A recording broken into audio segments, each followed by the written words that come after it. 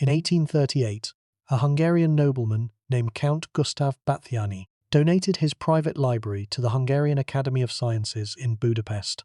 The collection was substantial. Thousands of volumes, accumulated over generations by one of Hungary's most prominent aristocratic families. The librarians who received the collection catalogued the books methodically, shelf by shelf, volume by volume, recording titles, authors, dates, and conditions. Most of the volumes were unremarkable, standard works of theology, philosophy, history, and literature, the typical holdings of a wealthy Hungarian estate. One volume was not unremarkable. It was a codex, a bound manuscript, roughly the size of a modern paperback novel, 12 centimeters by 10 centimeters, containing 448 pages of text and illustrations. The text was written in an unknown script, not Latin, not Greek, not Hungarian, not any alphabet or writing system that the librarians recognized. The script consisted of small, densely packed symbols, arranged in neat rows that ran from right to left across the page. The symbols were unlike anything in any European or Asian writing system. They were not Arabic, they were not Hebrew, they were not Cyrillic, Runic, Georgian, Armenian, or any other script that a well-educated Hungarian scholar of the 19th century would have been able to identify.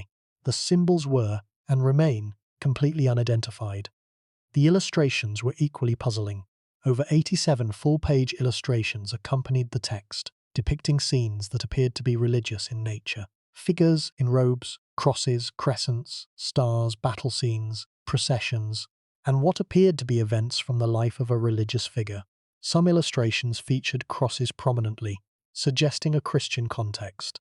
Others featured crescents, suggesting an Islamic context. Still others featured both crosses and crescents together, suggesting a context that was either syncretistic, blending elements of multiple faiths, or that belonged to a religious tradition that was neither purely Christian nor purely Islamic. The codex bore no title page, no author attribution, no date, no place of origin, and no indication of the language in which it was written. It was, in every sense, an anonymous document, a book without a name, without a provenance, without a context. The librarians recorded it in the catalogue, noted its unusual character, and set it aside. It was given a shelf number and a brief description. Codex of unknown origin, unknown script, unknown language.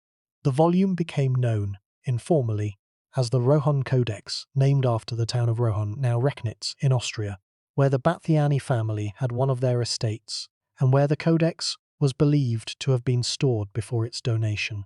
The numbers are striking. 448 pages, over 87 illustrations, approximately 9,000 to 10,000 individual sign tokens, depending on how variants are counted. The text is not short, it is not fragmentary, it is a complete bound manuscript, a substantial work that represents a significant investment of time, effort, and material. Someone created this document. Someone wrote these signs, painted these illustrations, bound these pages, and placed the finished volume in a library. The creation was deliberate, sustained, and purposeful. The purpose is unknown. Since its discovery, the Rohonc Codex has been the subject of over a century and a half of speculation, analysis, and debate. It has been claimed as a medieval prayer book in an invented script, as a Renaissance-era forgery, as an encoded text in Hungarian, Latin, Romanian, Hindi, or Sumerian, as a Hussite religious document, as a Vlach liturgical text, and as a work of elaborate nonsense, a deliberate fabrication designed to deceive. Not one of these claims has achieved scholarly consensus. Not one has been confirmed by independent evidence. The Codex remains, nearly 2 centuries after its appearance in the scholarly record, exactly what it was the day the librarians first catalogued it, a document of unknown origin, unknown script, and unknown language. The sheer number and diversity of proposed identifications is itself a datum, a measure of the Codex's ambiguity. When a single artifact can be plausibly identified as Hungarian, Romanian, Hindi, Latin, or Sumerian, when the same text can be read by different scholars as 5 different languages, the problem is not that the scholars are incompetent. The problem is that the evidence is insufficient to discriminate between competing hypotheses. The Codex is, in the language of logic, underdetermined, It is compatible with a vast range of interpretations, and the data it provides cannot narrow this range to a single, unique solution. The underdetermination of the Rohonc Codex is different in character from the underdetermination of other undeciphered texts. Linear A is underdetermined because the language is unknown. The Phaistos disk is underdetermined because the corpus is too small. Proto-Elamite is underdetermined because the script is logographic and the language is unknown. The Rohonc Codex is underdetermined for a more fundamental reason, because its very nature is uncertain. The other undeciphered texts are unquestionably genuine. They are real inscriptions, produced by real cultures, recording real languages. The Rohonc Codex may or may not be genuine. The question of what the text says is secondary to the question of whether the text says anything at all. And the secondary question cannot be answered until the primary question is resolved. By the end of tonight, you are going to understand what the Rohonc Codex is, or, more precisely, what we know and do not know about it. You are going to learn about the manuscript's physical properties, its illustrations, its script, the history of attempts to read it, and the fundamental question that divides scholars into hostile camps. Is the Rohonc Codex a genuine document, a real text recording a real language produced for a real purpose, or is it a forgery, a hoax, a deliberate fabrication created to mystify and deceive? The answer to this question has implications that reach far beyond the Codex itself, because if the Rohonc Codex is genuine, if it records a real language in a real script, then it is evidence of a literate tradition that has left no other trace in the historical record. A tradition that existed, produced at least one substantial manuscript, and then vanished, consumed by the same forces of cultural change, political upheaval, and historical amnesia that have consumed so many other traditions in the turbulent history of Central Europe. Before we get started, if you find these mysteries as fascinating as we do, take a second to like the video or subscribe. It is a simple action, but it helps this channel reach more curious minds like yours. Now, let us begin. The Rohonc Codex exists at the intersection of several distinct historical currents: the history of Hungarian aristocratic book collecting, the history of Central European nationalism, the history of manuscript forgery, and the history of undeciphered texts. To understand the Codex, you must understand the world in which it appeared, a world of competing national identities, of scholars searching for ancient pedigrees, and of forgers eager to supply the ancient pedigrees that the scholars demanded. The early 19th century was the golden age of European nationalism, a period in which the peoples of Central and Eastern Europe were asserting their cultural identity against the empires that had long governed them.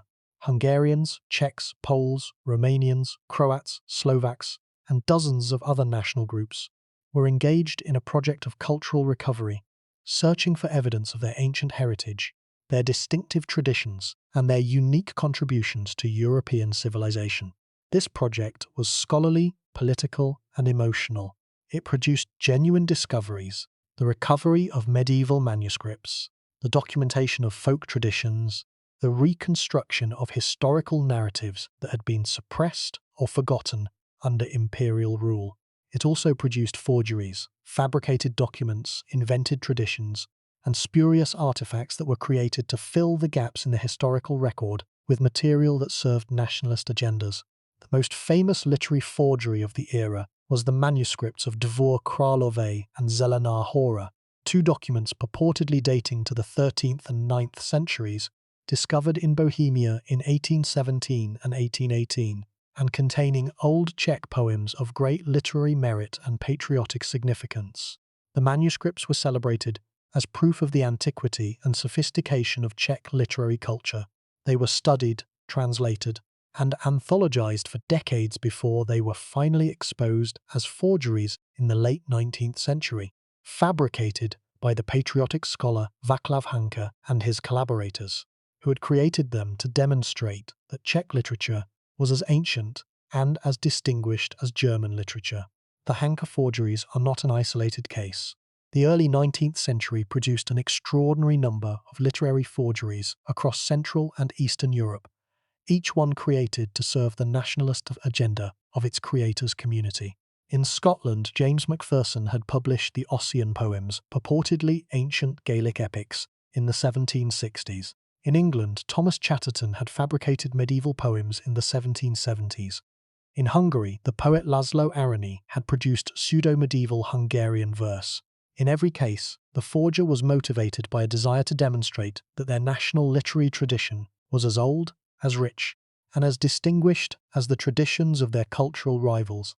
And in every case, the forgery was initially accepted because the scholarly community wanted to believe in its authenticity more than it wanted to test it. The Rohonc Codex appeared in this environment, an environment in which manuscript forgery was common, in which the desire for ancient national pedigrees was intense, and in which the scholarly community's capacity for critical evaluation was compromised by nationalist enthusiasm. The suspicion that the Codex might be a forgery was, in this context, not merely reasonable. It was almost inevitable. Any mysterious manuscript that appeared in early 19th century Central Europe without a documented provenance would have been suspected of forgery simply because the environment was so saturated with forgeries that credulity was no longer the default response. But the suspicion of forgery is not the same as the proof of forgery.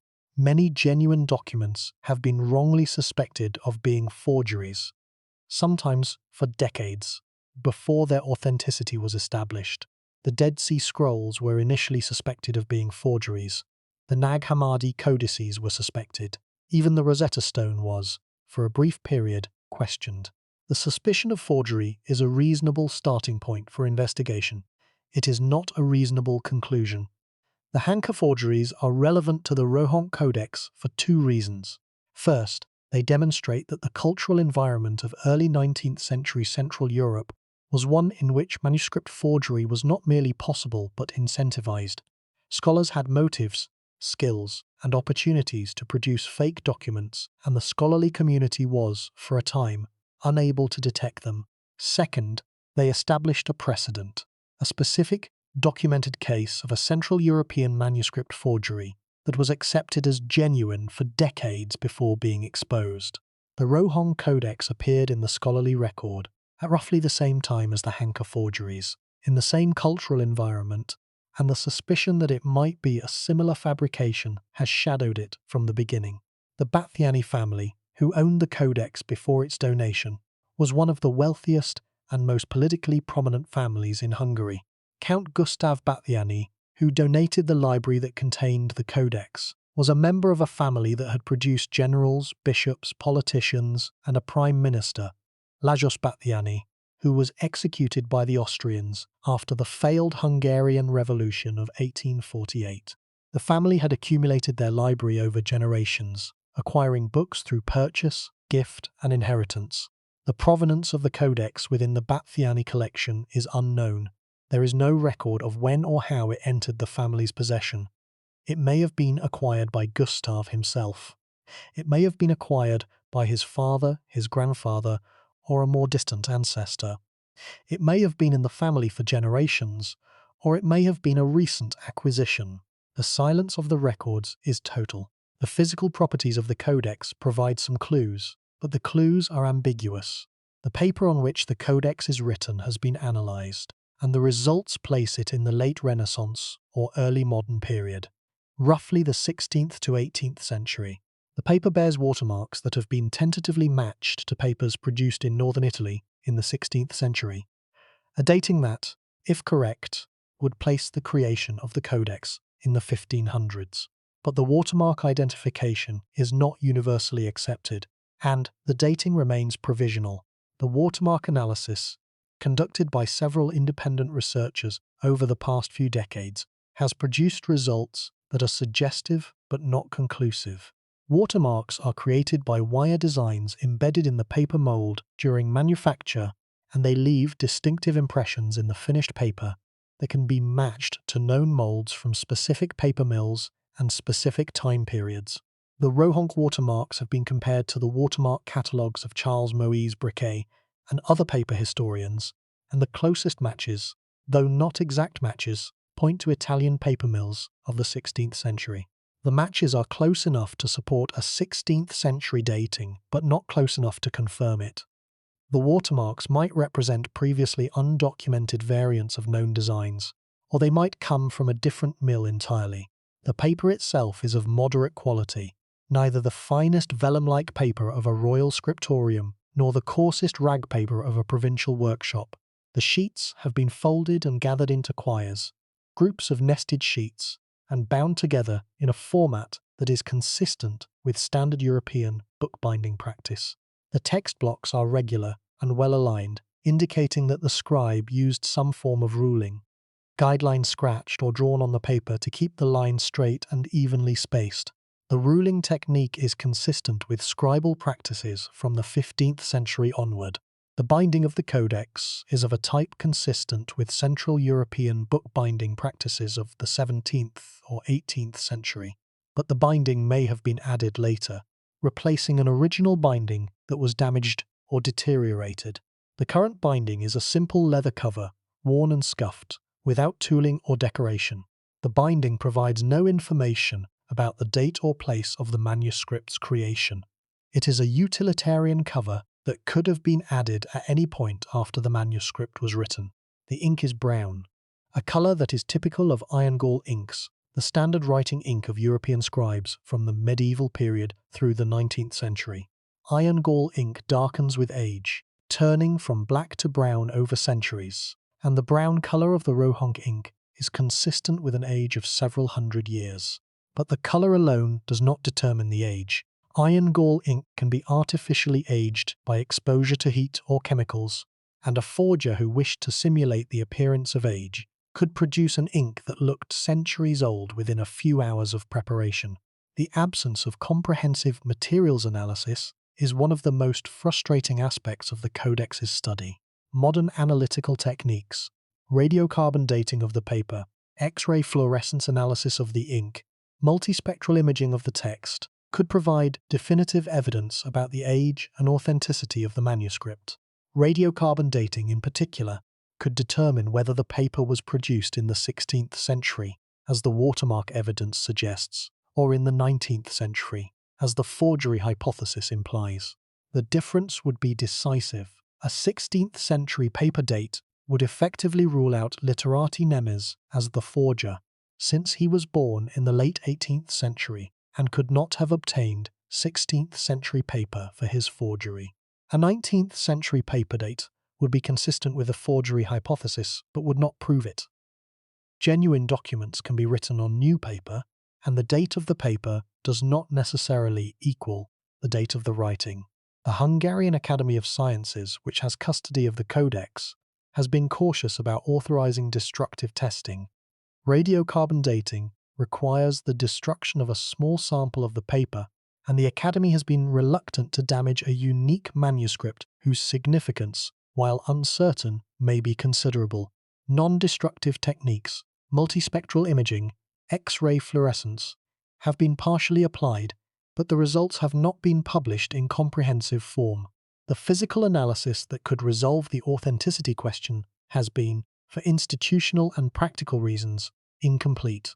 The script of the Rohonc Codex is its most distinctive and most debated feature. The signs are small, roughly 2 to 3 millimeters tall, and they are written in rows that run from right to left across the page. The right-to-left direction is unusual for European manuscripts, which typically run left to right, and has been cited as evidence that the script records a Semitic language, Arabic, Hebrew, or another right-to-left language, or that it is modelled on a Semitic script. But right-to-left writing also occurs in some non-Semitic traditions, in certain historical scripts of South and Southeast Asia, for example, and its presence on the Codex does not definitively identify the language or the cultural context. The sign inventory has been the subject of conflicting analyses. Early studies counted the distinct signs in the hundreds, suggesting a logographic or logosyllabic system comparable to Chinese or Egyptian hieroglyphs. More recent studies, applying more rigorous criteria for distinguishing distinct signs from graphic variants of the same sign, have produced lower counts. As few as 150 to 200 distinct signs. A count in this range is consistent with a syllabary. a writing system in which each sign represents a syllable, or with a mixed system combining syllabic and logographic elements. The count is too high for a pure alphabet and too low for a purely logographic system. The variability in the sign count reflects a fundamental difficulty that the Rohonc Codex shares with several other undeciphered scripts: the problem of sign identification. The signs in the Codex are small, only 2 to 3 millimeters tall, and they are written with a pen that produces strokes of varying width and darkness. Two signs that differ by a single stroke, an extra horizontal line, a slightly different angle, a minor variation in curvature, might be the same sign written slightly differently by a scribe whose hand was tired or whose pen was drying, or they might be genuinely distinct signs with different values. The judgment about which signs are identical and which are distinct is, in many cases, a matter of scholarly opinion rather than objective determination. The problem is compounded by the absence of a sign list, a catalogue produced by the original scribe or scribal community that defines the distinct signs and their proper forms. Known writing systems typically come with some form of institutional standardization. Scribal schools that teach uniform sign forms, reference texts that define the proper shapes of the signs, and a tradition of use that produces a recognizable standard against which variance can be measured. The Rohonc Codex has no such standardization. The Codex is a single manuscript produced by a single scribe, or possibly a small number of scribes, without any external reference point that could define the standard forms of the signs. Every sign in the Codex is, in a sense, its own standard, defined only by its own occurrences within the manuscript, without external validation. The sign forms themselves are distinctive and, to modern eyes, unfamiliar. They consist of combinations of straight lines, curves, dots, and small circles, arranged in compact configurations that pack a significant amount of visual complexity into a very small space. Some signs are simple, a single vertical stroke with a horizontal crossbar, resembling a small cross. Others are complex, multi-element signs with 3 or 4 components arranged in specific spatial relationships. The overall visual impression is of a script that is dense, compact, and designed for efficient use of space. A script whose creator was accustomed to writing at a small scale and who had developed sign forms that could be rapidly produced without sacrificing distinctiveness. The density of the writing, the number of signs per page, is high compared to most European manuscripts. A typical page of the Rohonc Codex contains roughly 20 to 25 lines of text, with each line containing roughly 15 to 20 signs. This density is consistent with a religious or devotional text, a text designed to contain a large amount of content in a portable format, suitable for personal use rather than public display. The Codex is, in physical terms, a pocketbook, a personal devotional manual of the type that was widely used in medieval and early modern Europe by lay people and clergy alike. The question of how many distinct signs the script contains is not merely academic, it is foundational. It determines the type of writing system, and therefore the analytical approach that should be applied. A syllabary can, in principle, be analyzed through frequency analysis and combinatorial methods. A logographic system requires a different approach, one based on contextual analysis and bilingual comparison. If the sign count is incorrect, if signs that are actually distinct have been conflated, or if signs that are actually variants of the same sign have been counted separately, then the analytical approach, based on the count, will be misguided from the start. The illustrations of the Rohonc Codex provide the richest visual evidence about the document's cultural context, and they are as ambiguous as the text. The illustrations are not skilled artworks, they are relatively crude, simple line drawings, sometimes enhanced with color, depicting human figures, buildings, natural objects, and religious symbols. The artistic quality is comparable to that of a provincial manuscript workshop. Competent but not sophisticated, suggestive of a tradition that valued content over aesthetics. The religious content of the illustrations is the most frequently discussed feature of the Codex. Many illustrations depict scenes that appear to be drawn from the life of Jesus. The Nativity, the Crucifixion, the Resurrection, and various miracles and teachings. These scenes are accompanied by symbols that include crosses, crescents, stars, sun discs, and other religious emblems.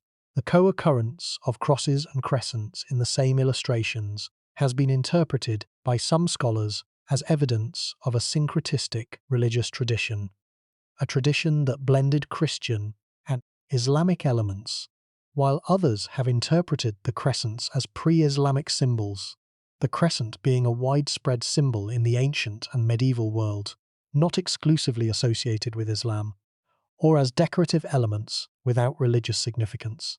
The illustrations also include scenes of warfare, processions, and what appear to be ritual activities, figures arranged in formal patterns, sometimes with arms raised in gestures of prayer or supplication.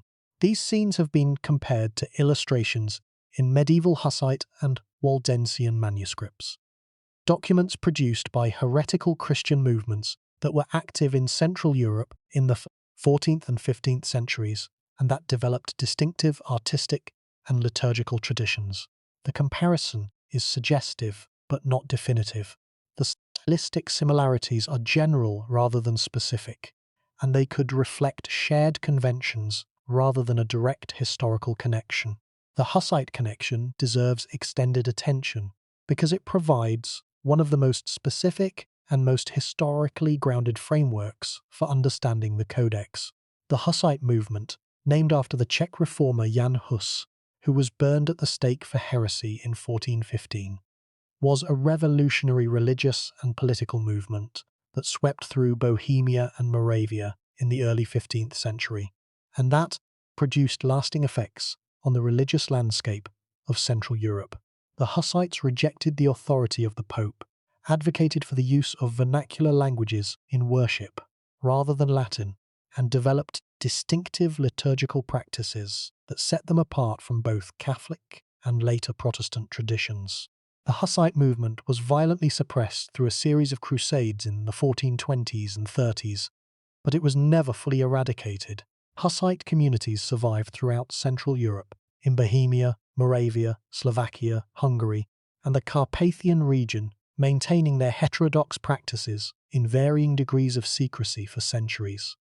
Some of these communities eventually merged with the Protestant Reformation in the 16th century. Others maintained their independence, developing increasingly distinctive religious practices that blended Hussite theology with local traditions.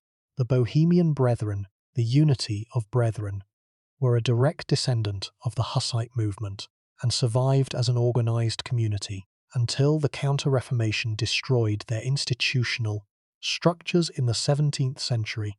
The Hussite precedent is relevant to the Rohonc Codex because Hussite and post-Hussite communities had specific motives for developing obscure or restricted writing systems.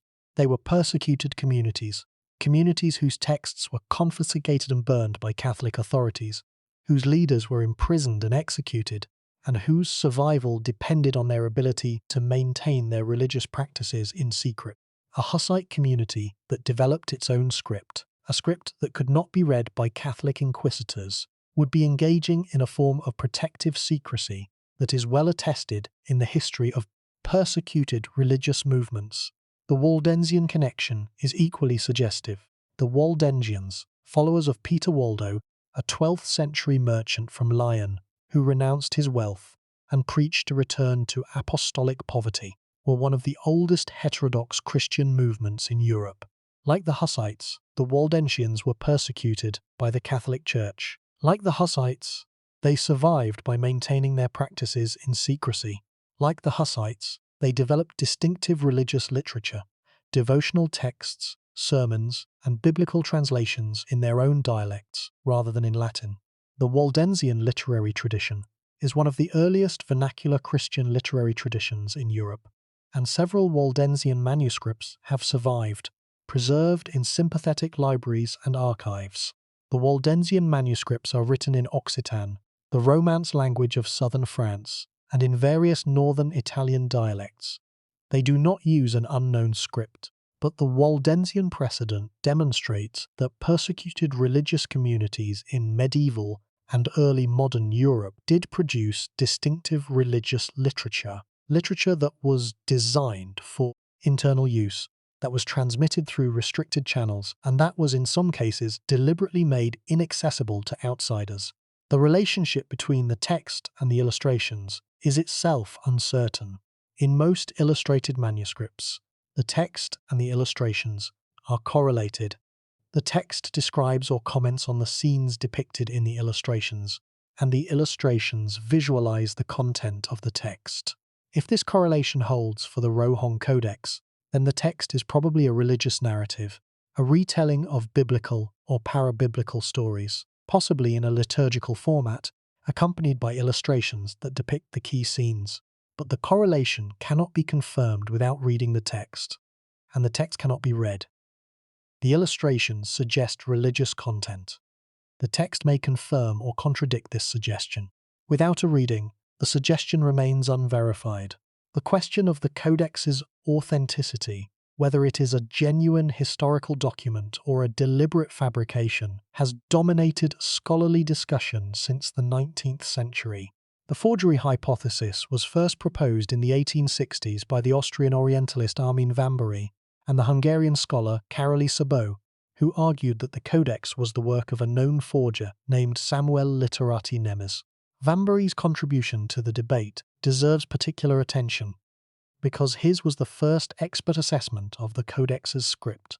Vambary was one of the most remarkable scholars of 19th century Europe, a Hungarian Jew who had travelled extensively in Central Asia, who spoke over 20 languages, and who was one of the foremost European authorities on the languages and scripts of the Islamic world.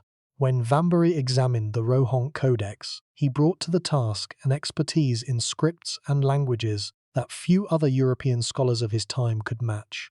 His assessment was unequivocal. The script was not Arabic, not Persian, not Turkish, not any other Islamic script, and not any variation of any known European or Asian writing system. Vambary concluded that the script was an invention, a fabrication that combined elements of real scripts with invented elements to produce a system that was deliberately designed to be unreadable. Vambary's assessment was influential.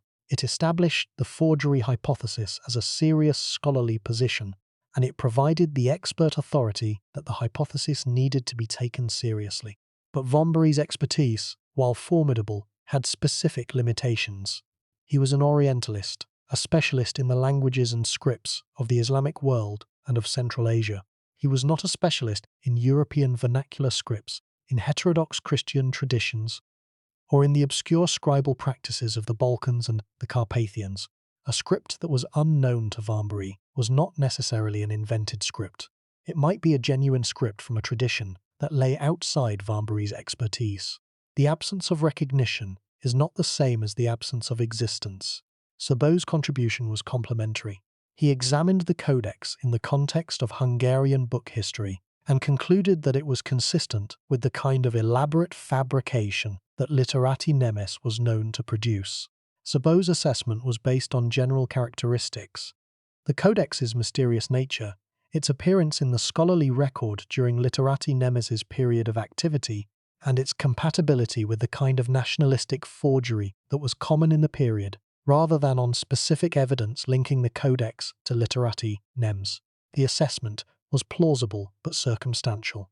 The combined weight of Vambary's and Szabó's assessments established the forgery hypothesis as the default scholarly position for over a century.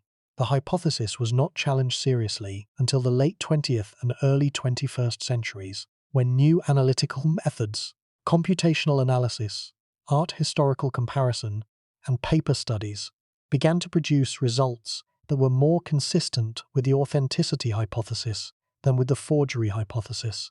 The shift has been gradual and is far from complete. The forgery hypothesis retains many adherents, but the balance of evidence has shifted, slowly, tentatively, and without any single decisive finding, toward the possibility that the Codex is genuine.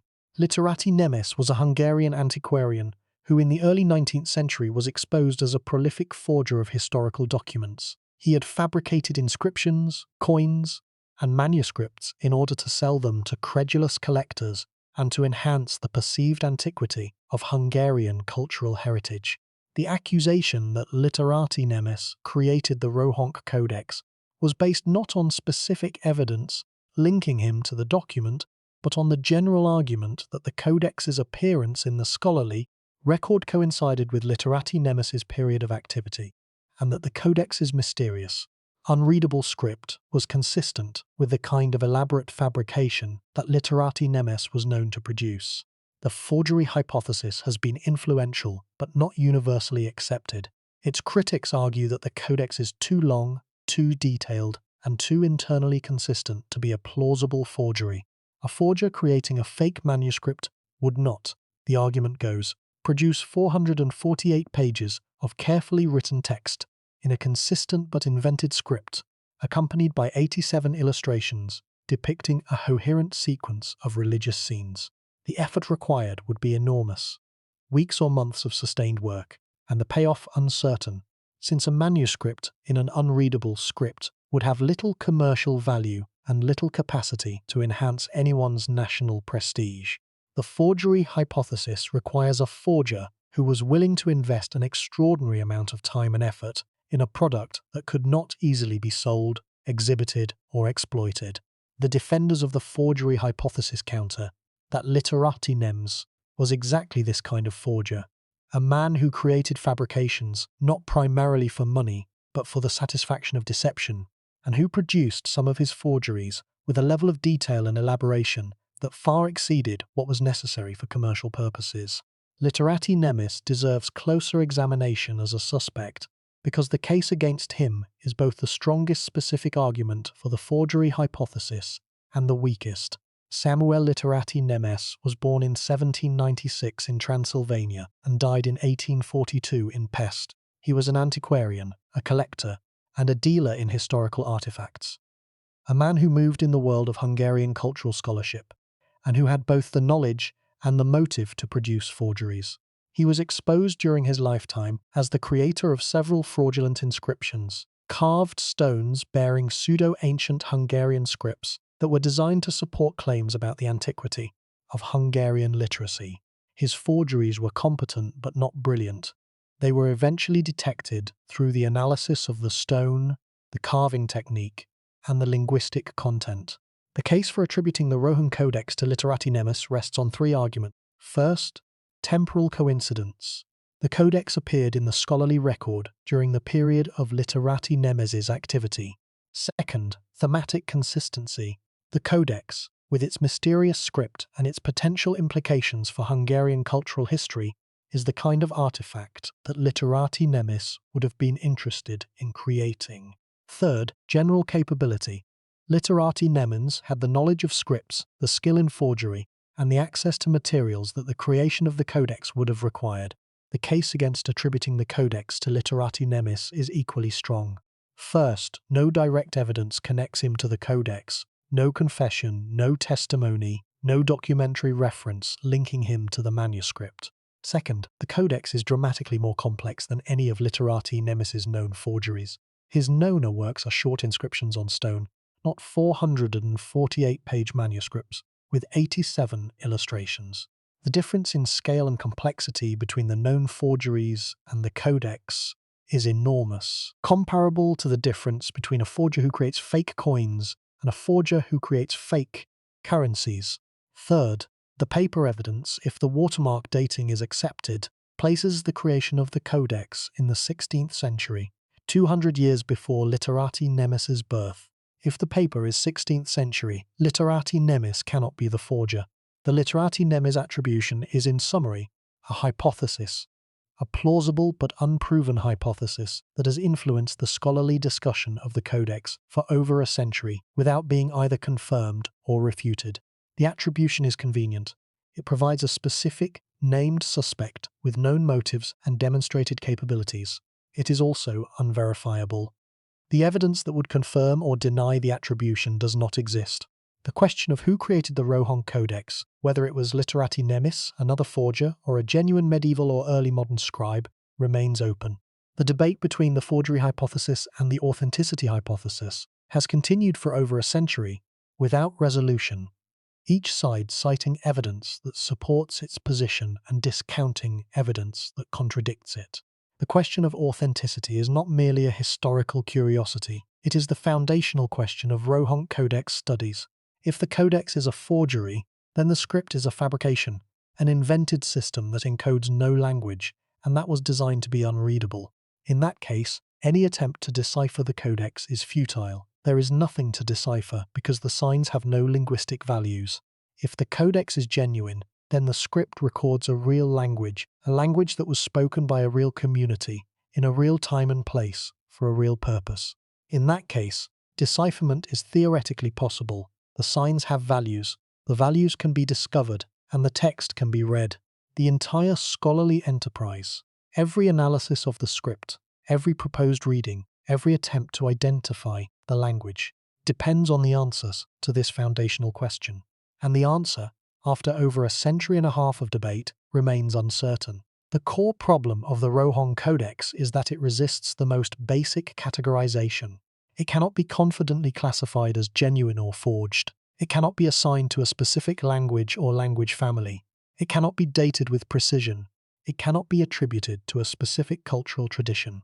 It floats, untethered, in the space between competing hypotheses. Each hypothesis plausible, none confirmed, and the evidence insufficient to discriminate between them. This resistance to categorization distinguishes the Rohonc Codex from every other undeciphered text we have discussed. Linear A is undeciphered, but it is unquestionably genuine. It was found in secure archaeological contexts, on objects whose dates are established, in a region whose cultural history is well documented. The Phaistos disc is undeciphered, but its archaeological provenance, while imperfect, places it firmly in the Minoan world. Rongorongo is undeciphered, but its cultural context, Easter Island, the Rapa Nui civilization, is clearly established. The Rohonc Codex has no secure archaeological context. It has no documented provenance before the early 19th century. It has no confirmed cultural affiliation. It exists in a void that every proposed interpretation must fill with assumptions, and the assumptions cannot be verified. The script is the primary battleground of the debate. If the script can be shown to encode a natural language, if its statistical properties match those of known languages, then the authenticity of the codex is strongly supported because a forger would be unlikely to produce a text whose statistical properties perfectly mimic those of a natural language.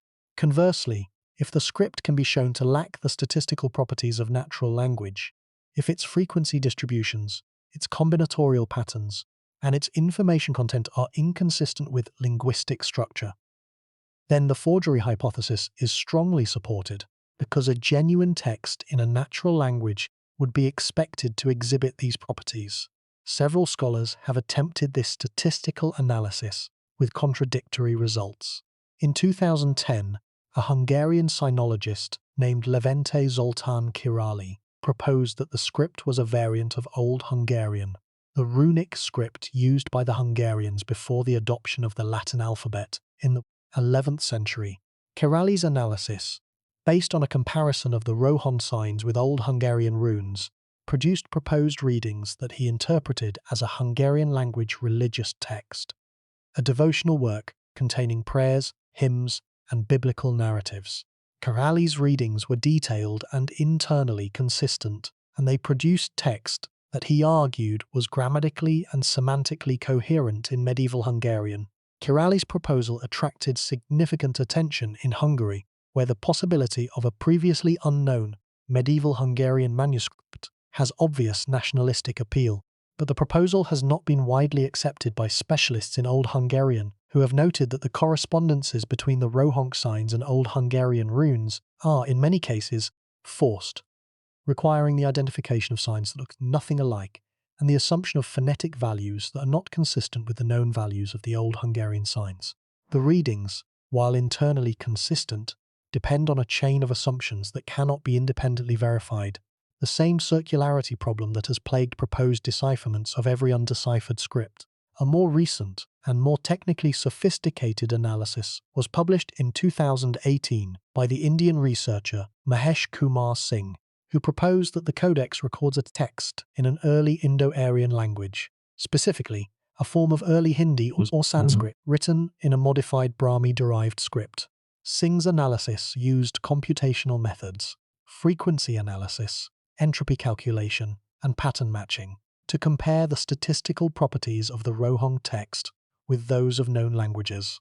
Singh argued that the statistical properties of the Rohonc text matched those of Indo-Aryan languages more closely than those of European languages, and he proposed specific sign value assignments that, when applied to the text, produced readings that he interpreted as devotional poetry. Singh's approach was innovative in its use of quantitative cross-linguistic comparison, a technique that, if the results were reliable, could in principle identify the language family of the Rohonc text without reading the text itself. The technique works by comparing the statistical fingerprint of the unknown text, its frequency distribution, its entropy, its n-gram patterns, with the statistical fingerprints of known languages, looking for the closest match. The technique has produced useful results in other contexts. It has been used to identify the language of anonymous texts, to detect plagiarism, and to classify texts by genre or register. Applied to the Rohonc Codex, the technique produced a surprising result. The closest statistical match was with Hindi and other Indo-Aryan languages, not with the European languages that the Codex's geographical provenance would suggest. Singh interpreted this result as evidence that the Codex records an Indo-Aryan text, possibly a devotional work produced by an Indian or Indian-influenced community in Central Europe. The Indo-Aryan hypothesis is striking but faces severe objections. First, the presence of an Indo-Aryan-speaking, literate community in Central Europe in the 15th to 18th centuries, a community that used a Brahmi-derived script to produce a 448-page devotional manuscript, has no independent historical attestation. No such community is mentioned in any known historical source. The hypothesis requires the existence of a community that is not only undocumented but undocumentable, a community whose existence can be inferred only from the Codex itself. Second, the statistical comparisons on which Singh's analysis relies are coarse-grained. They measure broad properties of the text, frequency distributions, entropy values that can be shared by many different languages. The fact that the Rohonc text has a statistical profile similar to Hindi does not mean that it is Hindi. It means that it shares certain statistical properties with Hindi, properties that are also shared by many other languages. The statistical comparison narrows the field but does not determine the language. Third, the proposed sign value assignments.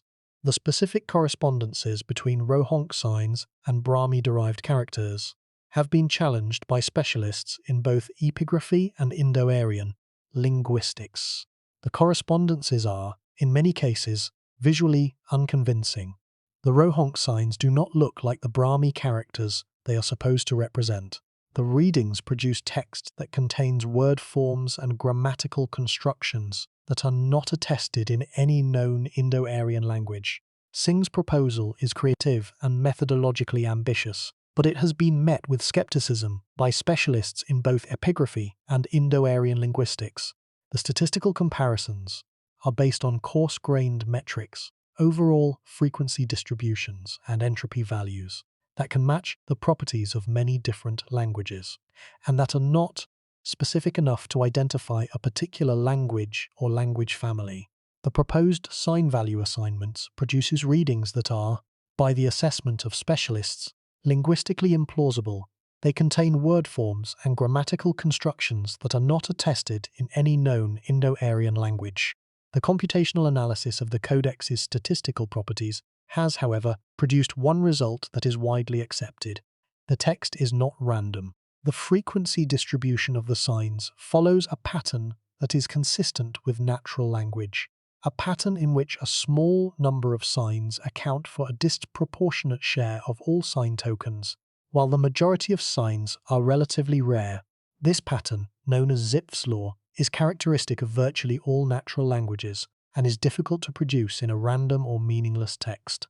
The presence of Zipf's law in the Rohonc text is one of the strongest arguments against the hypothesis that the Codex is a meaningless fabrication, a text composed of randomly arranged signs without linguistic content.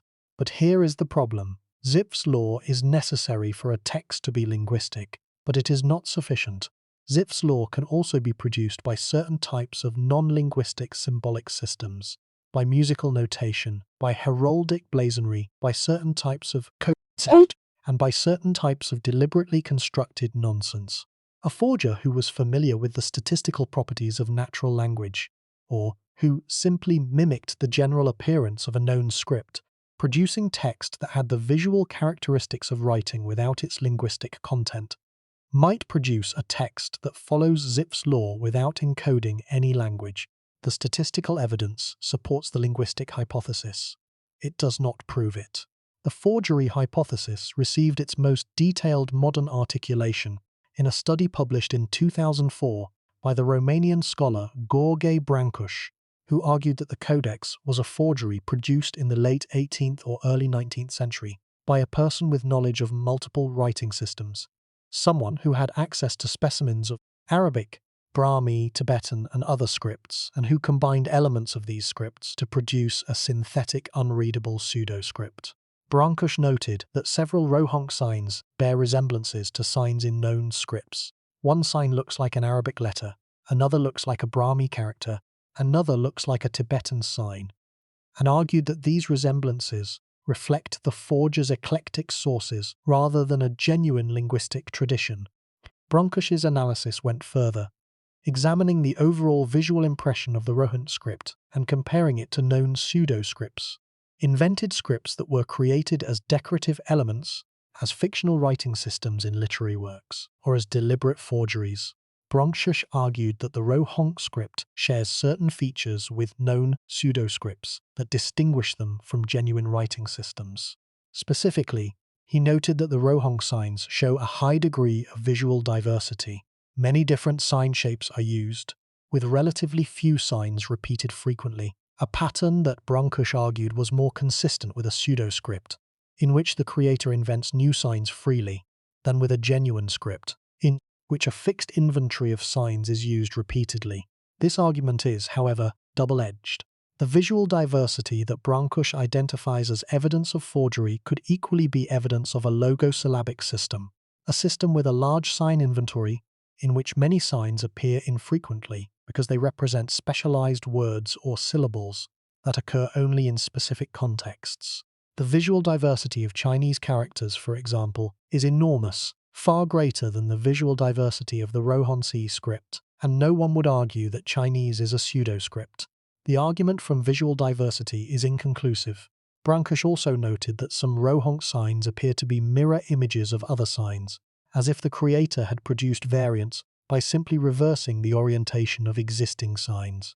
This observation, if correct, could be evidence of a lazy forger who was running out of ideas, or it could be evidence of a genuine scribal convention in which mirror images represent related but distinct signs, as in the rhetoric and Old Italic scripts, where mirror images of the same letter sometimes represent different sounds. Brancuș's analysis is compelling in its specifics. The resemblances he identifies are real, and the hypothesis that a forger drew on multiple scribal traditions to construct a pseudo-script is plausible, but the analysis is also circumstantial. The resemblances might reflect the forger's sources, or they might reflect the genuine linguistic heritage of the script if the script developed in a cultural context that was influenced by multiple writing traditions. Central Europe, with its position at the crossroads of Latin, Greek, Cyrillic, Arabic, and Hebrew scribal traditions, is exactly the kind of environment in which a genuine script might show influences from multiple sources. The debate between the authenticity and forgery hypotheses has reached an impasse. Neither side can deliver the decisive evidence that would settle the question. The physical evidence, the paper, the ink, the binding, is consistent with an early modern date, but does not prove it. The statistical evidence supports the linguistic hypothesis, but does not prove it. The art historical evidence is ambiguous. The illustrations are consistent with a Central European religious tradition, but do not identify a specific tradition. The sign-by-sign evidence is inconclusive. The resemblances to known scripts are real, but do not demonstrate derivation. And it gets stranger, because the impasse is not merely a matter of insufficient evidence. It is a matter of the evidence itself being inherently ambiguous, capable of supporting both hypotheses with roughly equal plausibility. every feature of the codex that supports the authenticity hypothesis, the Zipfian frequency distribution, the consistent sign inventory, the coherent illustrations, the apparent linguistic structure, also has a plausible explanation under the forgery hypothesis. A clever forger could produce a text with a Zipfian distribution. A clever forger could maintain a consistent sign inventory. A clever forger could illustrate a coherent religious narrative. A clever forger could produce text that superficially resembles natural language. The evidence is not insufficient. It is underdetermining. It is consistent with multiple hypotheses and cannot discriminate between them. This is a condition that is familiar from other fields, from philosophy of science, from statistics, from epistemology. But that is rarely encountered in such stark form in the study of historical manuscripts. The Rohonc Codex is, in this respect, a philosophical puzzle as much as a historical one. It forces the question, what kind of evidence would be necessary to determine whether a document is genuine? And the answer, the uncomfortable, unsatisfying answer, is that the kind of evidence that would be necessary does not exist for the Rohonc Codex and may never exist. The philosophical dimension of the Rohonc problem deserves careful articulation because it reveals something fundamental about the epistemology of authentication, about how we determine the genuineness of any historical document. Normally, authentication relies on a combination of physical evidence, the age and composition of the materials, contextual evidence, the archaeological or archival context in which the document was found, comparative evidence, the similarity of the document to other known documents of the same type, and linguistic evidence, the consistency of the language with known features of the claimed language and period. For the Rohonc Codex, each of these types of evidence is either absent or ambiguous. The physical evidence is ambiguous. The materials are consistent with a range of dates spanning 3 centuries. The contextual evidence is absent. The Codex's provenance before the early 19th century is undocumented. The comparative evidence is inconclusive. The Codex's script does not match any known script, so there is nothing to compare it to. And the linguistic evidence is circular. The language cannot be identified without reading the script, and the script cannot be read without identifying the language. The authentication of the Rohonc Codex is, in epistemological terms, an underdetermined problem. A problem for which the available evidence is compatible with multiple solutions, and for which no additional evidence is available to discriminate between them. Underdetermined problems are not unusual in science. Many scientific questions involve data that is compatible with multiple theories. The standard response to underdetermination is to gather more data, to perform additional experiments, make additional observations, or collect additional evidence that narrows the range of compatible theories. For the Rohonc Codex, the additional data that would resolve the underdetermination is, in most cases, unavailable. The Codex is a single artifact. It cannot be replicated. Its provenance cannot be retroactively documented. Its context cannot be retroactively established. The one exception, the one type of additional evidence that is available and that could resolve the underdetermination, is physical testing. Radiocarbon dating of the paper would establish the date of manufacture with high confidence. Ink analysis would determine the composition of the ink and would reveal whether it is consistent with historical formulations or with modern chemistry. Multispectral imaging would reveal any hidden text, any erased writing, any underdrawing that might provide clues to the methods of the scribe. These tests are non-speculative. They are technically straightforward. They would produce definitive results. And they have not been performed, or, if performed, have not been published in comprehensive form. The failure to perform definitive physical testing is, in the view of many scholars, the single most frustrating aspect of the Rohonc Codex's study. The tests exist, the technology exists, the codex exists, the question exists, and the answer that could settle the authenticity debate, constrain the date range, and transform the analytical prospects, remains locked behind a combination of institutional caution, bureaucratic inertia, and scholarly priority that has, for nearly 2 centuries, prevented the definitive tests from being performed. The Codex sits in its archive in Budapest, its pages as legible and as incomprehensible as the day it was catalogued. The signs march across the pages from right to left, row after row, page after page, 448 pages of text that might be a medieval prayer book, a Renaissance forgery, an encoded message, or an elaborate jest. The signs are there, the answer is not. And the space between the signs and the answer, the space that should be filled by knowledge of the language, the script, the author, and the purpose, is as empty as it was in 1838, when a Hungarian librarian looked at the Codex for the first time and recorded, with admirable precision, unknown origin, unknown script, unknown language. The comparison with the Voynich Manuscript, the other great unread European manuscript, is instructive and illuminating. The Voynich Manuscript, housed in the Beinecke Rare Book and Manuscript Library at Yale University, is a 15th century illustrated manuscript written in an unknown script, accompanied by illustrations depicting plants, astronomical diagrams, and human figures. The Voynich Manuscript has been subjected to far more intensive study than the Rohonc Codex. It has been radiocarbon dated to the early 15th century. Its ink has been analysed. Its illustrations have been compared to known botanical and astronomical traditions, and its text has been subjected to extensive computational analysis. Despite all of this, the Voynich manuscript remains undeciphered. The two manuscripts share several features that make them uniquely frustrating. Both are written in unknown scripts. Both contain illustrations that provide ambiguous cultural context. Both have uncertain provenances. Both have been the subject of forgery accusations. The Voynich manuscript has been attributed to the 16th century English occultist John Dee and to the 20th century book dealer Wilfrid Voynich, among others. Both have attracted an extraordinary number of proposed decipherments, none of which has achieved scholarly consensus. The parallel between the two manuscripts extends further than their superficial similarities. Both manuscripts challenge the same fundamental assumption, that a document produced in a European cultural context within the last 500 or 600 years should be readable. The assumption is deeply embedded in European historiography. The assumption that the literate cultures of the late medieval and early modern periods left a comprehensive written record, and that every significant document from this period should be intelligible to modern scholars. The Voynich Manuscript and the Rohonc Codex both violate this assumption. They are European documents, produced in a European context, using European materials, and they cannot be read.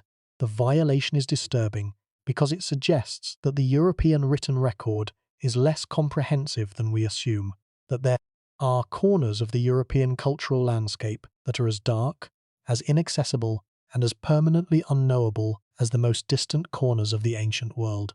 The two manuscripts also share a specific analytical feature that distinguishes them from ancient undeciphered scripts: the possibility that they are deliberately encrypted. Ancient scripts, Linear A, the Indus Valley script, Proto-Elamite, are assumed to be straightforward representations of language because the concept of deliberate encryption did not exist, or was extremely rare, in the Bronze and Iron Ages. Medieval and early modern manuscripts, by contrast, were produced in a culture that was thoroughly familiar with codes, ciphers, and other forms of deliberate textual concealment. The medieval church used coded texts. The Renaissance courts maintained elaborate cipher systems. The alchemical tradition produced texts that were deliberately obscure, designed to reveal their secrets only to initiated readers. The possibility that the Voynich Manuscript or the Rohonc Codex is a deliberately encrypted text, a cipher rather than a script, cannot be excluded and must be evaluated alongside the possibility that it is a genuine script recording a natural language. But the two manuscripts also differ in ways that affect the analytical prospects. The Voynich manuscript has been radiocarbon dated. Its parchment has been definitively placed in the early 15th century, effectively ruling out post-medieval forgery. The Rohonc Codex has not been radiocarbon dated.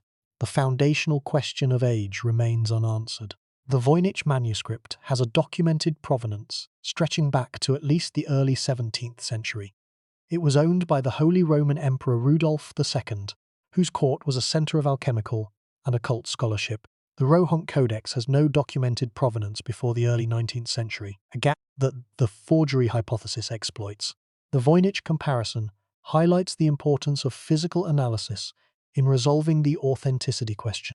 If the Rohonc Codex were subjected to the same battery of physical tests that have been applied to the Voynich Manuscript, radiocarbon dating, ink analysis, multispectral imaging, the results might settle the authenticity debate once and for all.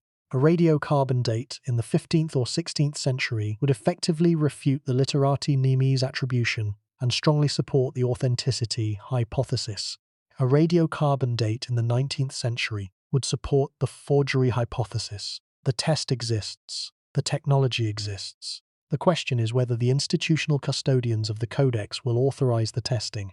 Until they do, the Codex will remain in its current state, unread, undated, and unresolved. The Rohonc Codex has attracted a remarkably diverse range of proposed interpretations, each one reflecting the expertise and the assumptions of its author, each one producing readings that are internally consistent and externally unverifiable. What follows are 5 investigations into the Codex, each approaching the mystery from a different angle and each revealing a different facet of the problem. The first investigation is the most prominent and the most contested. The Old Hungarian Hypothesis. The proposal by Levente Zoltán Király, published in a series of studies beginning in 2010, argues that the Rohonc Codex is a Hungarian language religious text written in a variant of the Old Hungarian script, the runic script used by the Magyars before the adoption of the Latin alphabet. Király's analysis is the most comprehensive and the most detailed proposed decipherment that has been published, and it has attracted significant scholarly attention, particularly in Hungary. The Old Hungarian script, also known as the Secular Hungarian Rovers script, has a long and well-documented history. It was used by Hungarian-speaking communities from at least the 9th century of the Common Era, and possibly earlier, though pre-9th century evidence is disputed, until the 17th century, when it was gradually replaced by the Latin alphabet for all purposes. The script was primarily used for inscriptions on wood, stone, and other hard surfaces. It was a runic script, designed for carving rather than pen and ink writing. Its adaptation to pen and ink writing, which is what Király argues occurred in the Rohonc Codex, would have required significant modifications to the sign forms, as the angular, straight-lined forms that are suited to carving were adapted to the curved, flowing forms that are natural to handwriting. This adaptation is the crux of Király's argument, and its most contested element. Király argues that the Rohonc signs are cursive variants of Old Hungarian runes, signs that have been modified for pen and ink writing to such a degree that they are no longer visually recognizable as runes. The modification is, Király argues, analogous to the relationship between printed letters and handwritten letters in the modern Latin alphabet. The same letter can look dramatically different in print and in cursive, yet both forms represent the same sound. The Rohonc signs, in Király's view, are the cursive equivalents of the printed, i.e., carved Old Hungarian runes. Király's method begins with the identification of correspondences between Rohonc signs and Old Hungarian runes. Old Hungarian is a well-attested script. Over 100 inscriptions survive, dating from the 9th century to the early modern period, and the script has been studied by specialists for over 2 centuries.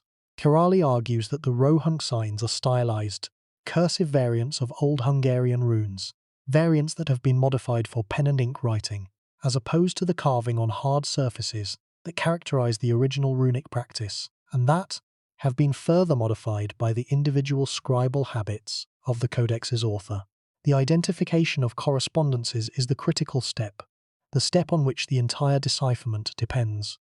Király identifies approximately 40 correspondences between Rohonc signs and Old Hungarian runes, arguing that the Rohonc signs are recognizable derivatives of the runic originals despite their stylistic differences.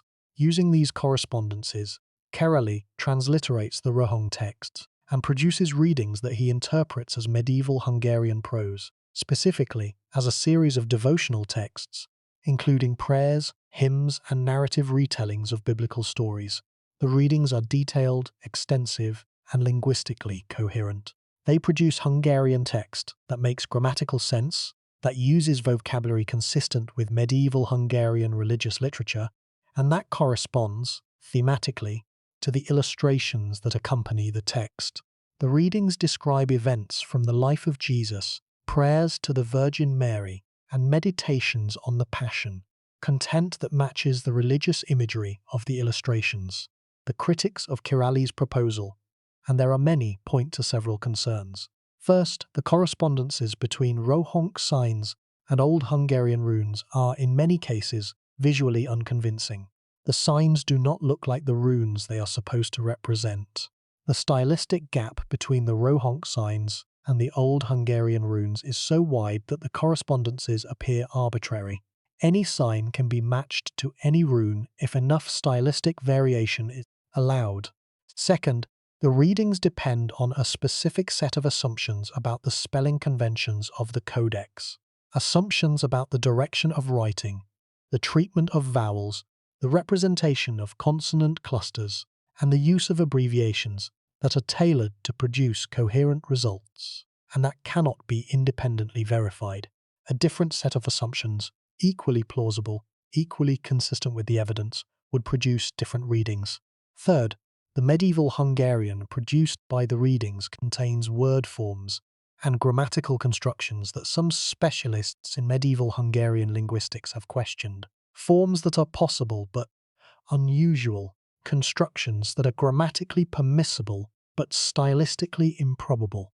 Kirali has responded to these criticisms in subsequent publications, providing additional correspondences, additional readings, and additional arguments for the Old Hungarian identification. The debate continues without resolution. The Kirali decipherment, regardless of its ultimate fate, has performed a valuable service for Rohonc Codex studies. It has demonstrated that the text can, if the right assumptions are made, be made to produce coherent readings in a known language. This demonstration is significant because it narrows the field of possibilities. If the text can produce coherent Hungarian readings that make grammatical sense, use appropriate vocabulary, and correspond thematically to the illustrations, then the text is either Hungarian or it is something that is statistically similar to Hungarian in its frequency distributions, combinatorial patterns, and structural organization. A random or meaningless text could not produce coherent readings in any language. The probability of a random text yielding grammatically correct sentences in Hungarian is astronomically low. The coherence of Kirali's readings is therefore evidence, not proof, but evidence that the text encodes a natural language.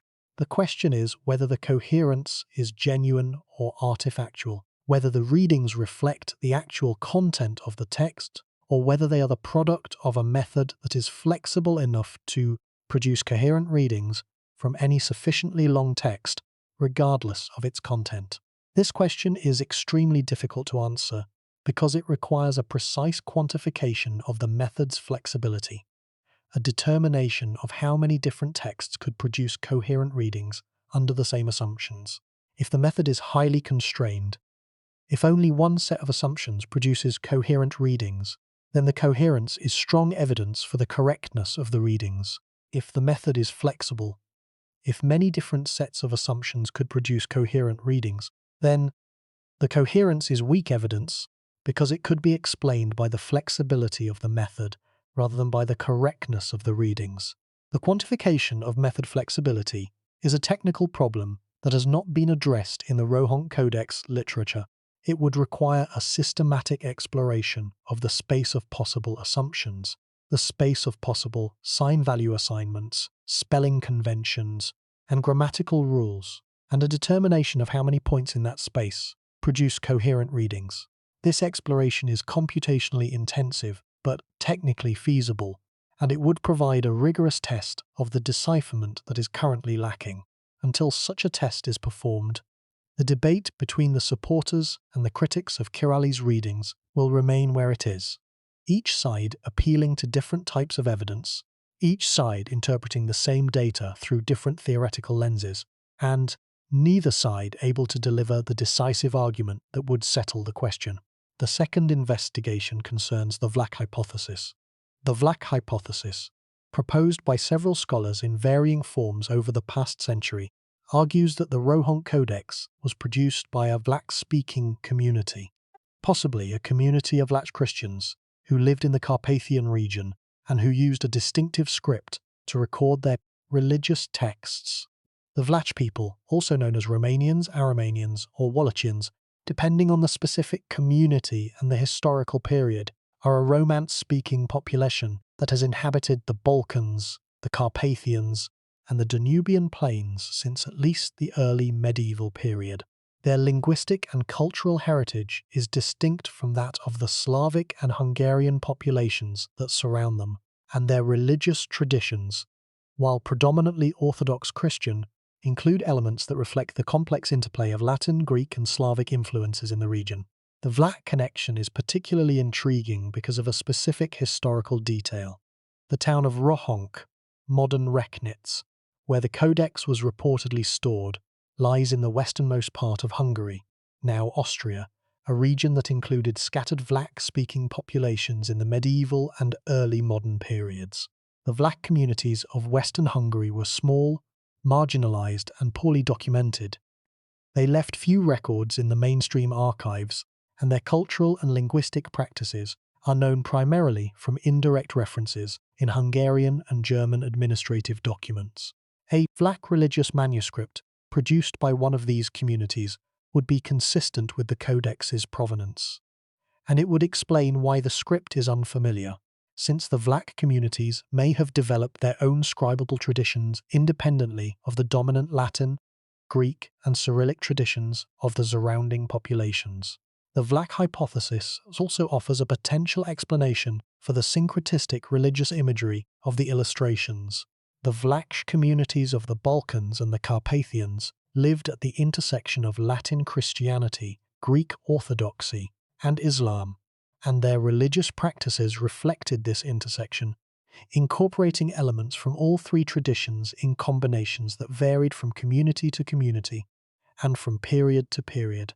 A Vlach devotional manuscript might naturally include symbols from multiple religious traditions, crosses from Christianity, crescents from the broader Near Eastern symbolic vocabulary, and other elements that reflect the diverse cultural influences of the region. The Vlach hypothesis has not, however, produced specific decipherment proposals of the kind that Kirali has provided for the Old Hungarian hypothesis. No scholar has published a systematic set of correspondences between Roman signs and any known Vlach script, and no readings in a Vlach language have been produced. The hypothesis remains a framework, a plausible cultural context within which the codex might be interpreted, rather than a decipherment. The third investigation is the most unsettling, the sustained attempt to determine whether the codex is a cipher rather than a script. A cipher is a system for encoding a text in a known language using a substitution or transformation rule that makes the text unreadable without knowledge of the rule. A script is a system for recording a language using conventional symbols whose values are shared by a community of readers. The distinction matters enormously because a cipher and a script require completely different analytical approaches. A cipher is cracked by identifying the substitution rule, by determining which cipher symbol corresponds to which plaintext letter. A script is deciphered by identifying the language and the sign values, a more complex task that requires linguistic knowledge as well as cryptographic skill.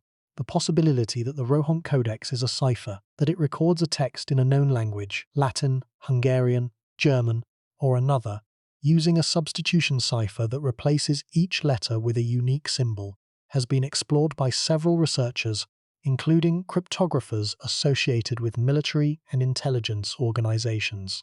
The analysis has focused on the statistical properties of the text, the frequency distribution of the signs, the length of the sign sequences, and the patterns of sign repetition, looking for the characteristics that distinguish ciphered text from natural language text in an unknown script. The results are ambiguous.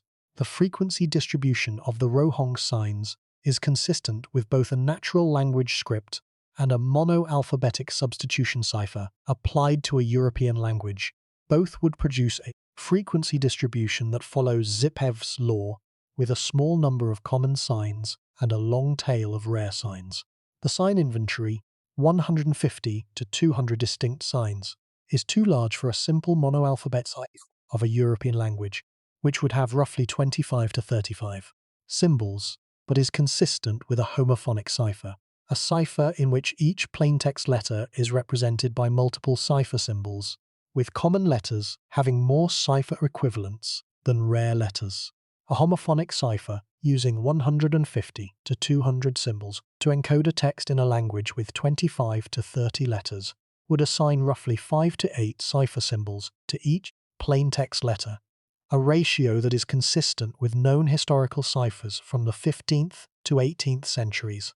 The homophonic cipher hypothesis is plausible and has the advantage of explaining both the large sign inventory and the Zipfian frequency distribution, but the hypothesis has not been tested by actually decrypting the text.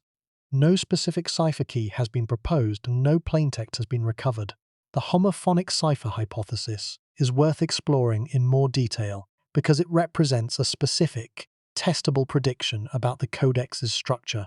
In a homophonic cipher, the most common plaintext letter in most European languages, E, is assigned the most cipher symbols, perhaps 8 or 10 different symbols, each of which represents E.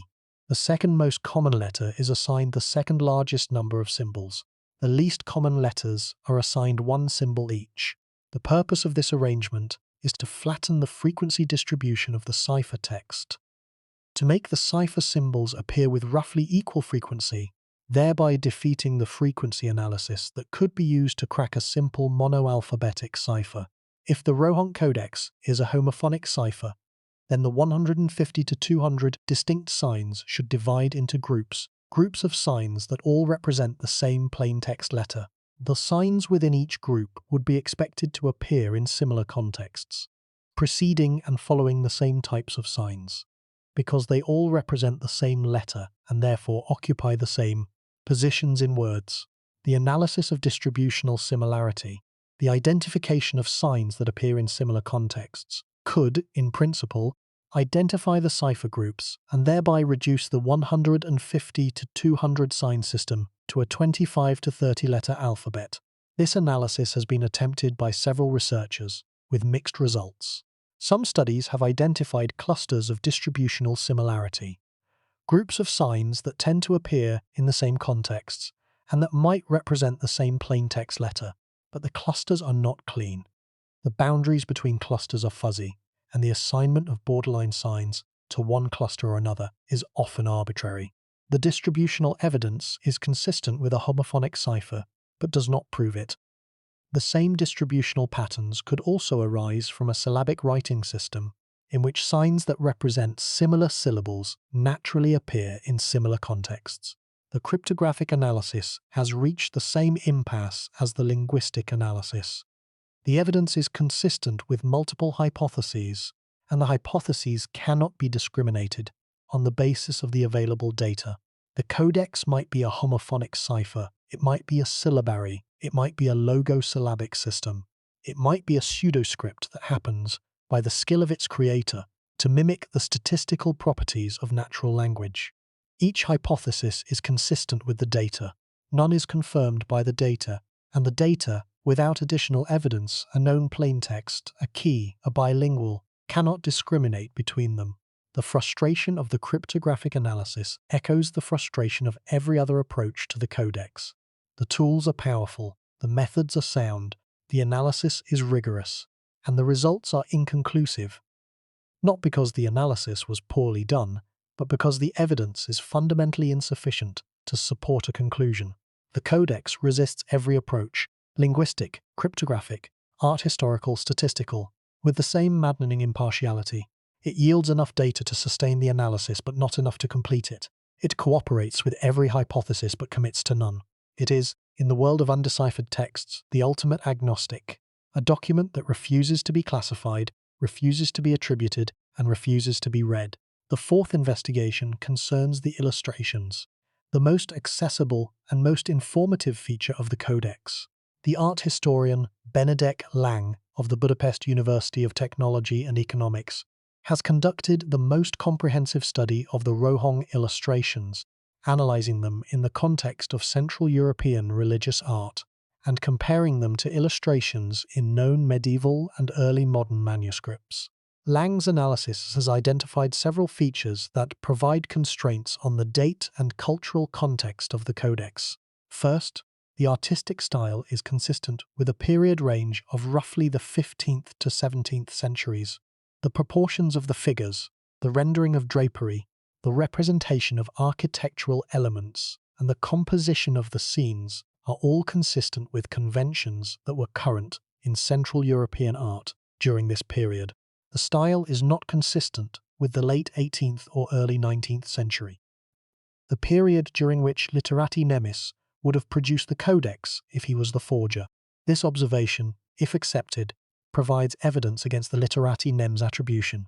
Second, the iconographic program, the specific selection and arrangement of religious scenes, is consistent with a Christian devotional manuscript of the type produced in Central and Southeastern Europe in the late medieval and early modern periods. The scenes follow a recognizable tours sequence. The life of Christ, from the Nativity to the crucifixion and resurrection, that is standard in Christian devotional art. The illustrations are not random or arbitrary. They follow a coherent program that is consistent with a genuine religious document. Third, the presence of crescents alongside crosses in the illustrations has been interpreted by Lang not as evidence of Islamic influence, but as evidence of a specific regional artistic tradition. The tradition of the Balkans and the Carpathian region, where the crescent was used as a decorative and symbolic element in Christian as well as Islamic contexts. The crescent appears in the heraldry of several Christian kingdoms in the region, including the Kingdom of Hungary itself, whose coat of arms includes a crescent, and its presence in a Christian manuscript from this region would not be unusual. Lang's analysis is the most careful and the most methodologically rigorous study of the Rohonc illustrations that has been published. It does not prove that the codex is genuine, but it provides evidence that is more consistent with the authenticity hypothesis than with the forgery hypothesis. Evidence that the illustrations were produced by a person working within a recognizable artistic tradition, not by a forger assembling random elements from disparate sources. Lang has also examined specific iconographic details that provide additional constraints.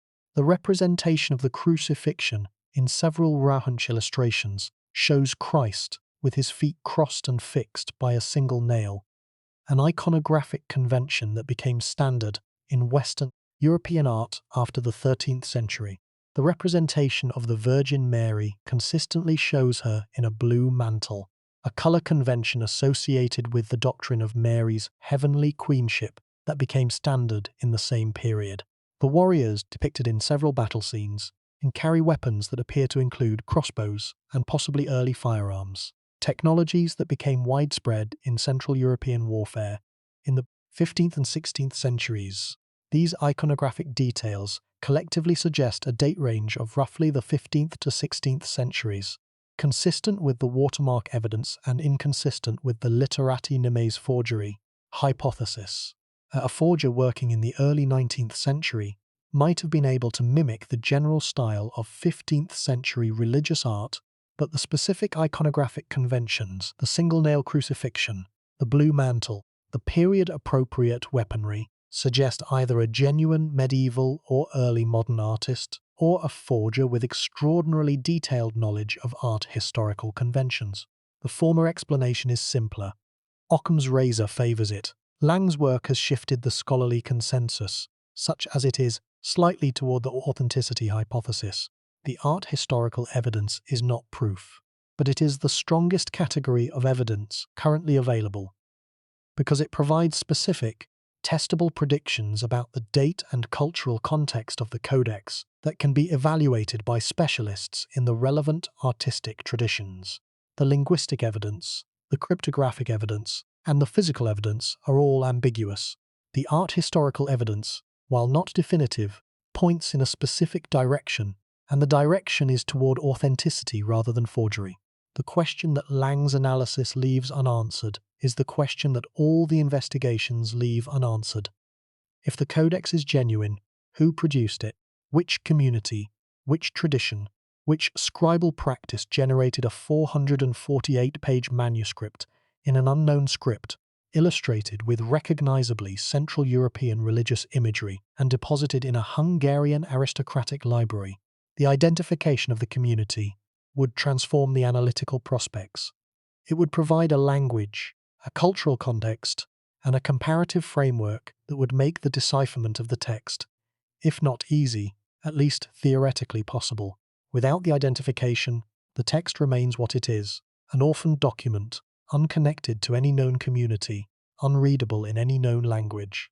The fifth investigation is the most recent, the application of computational methods to the codex's text.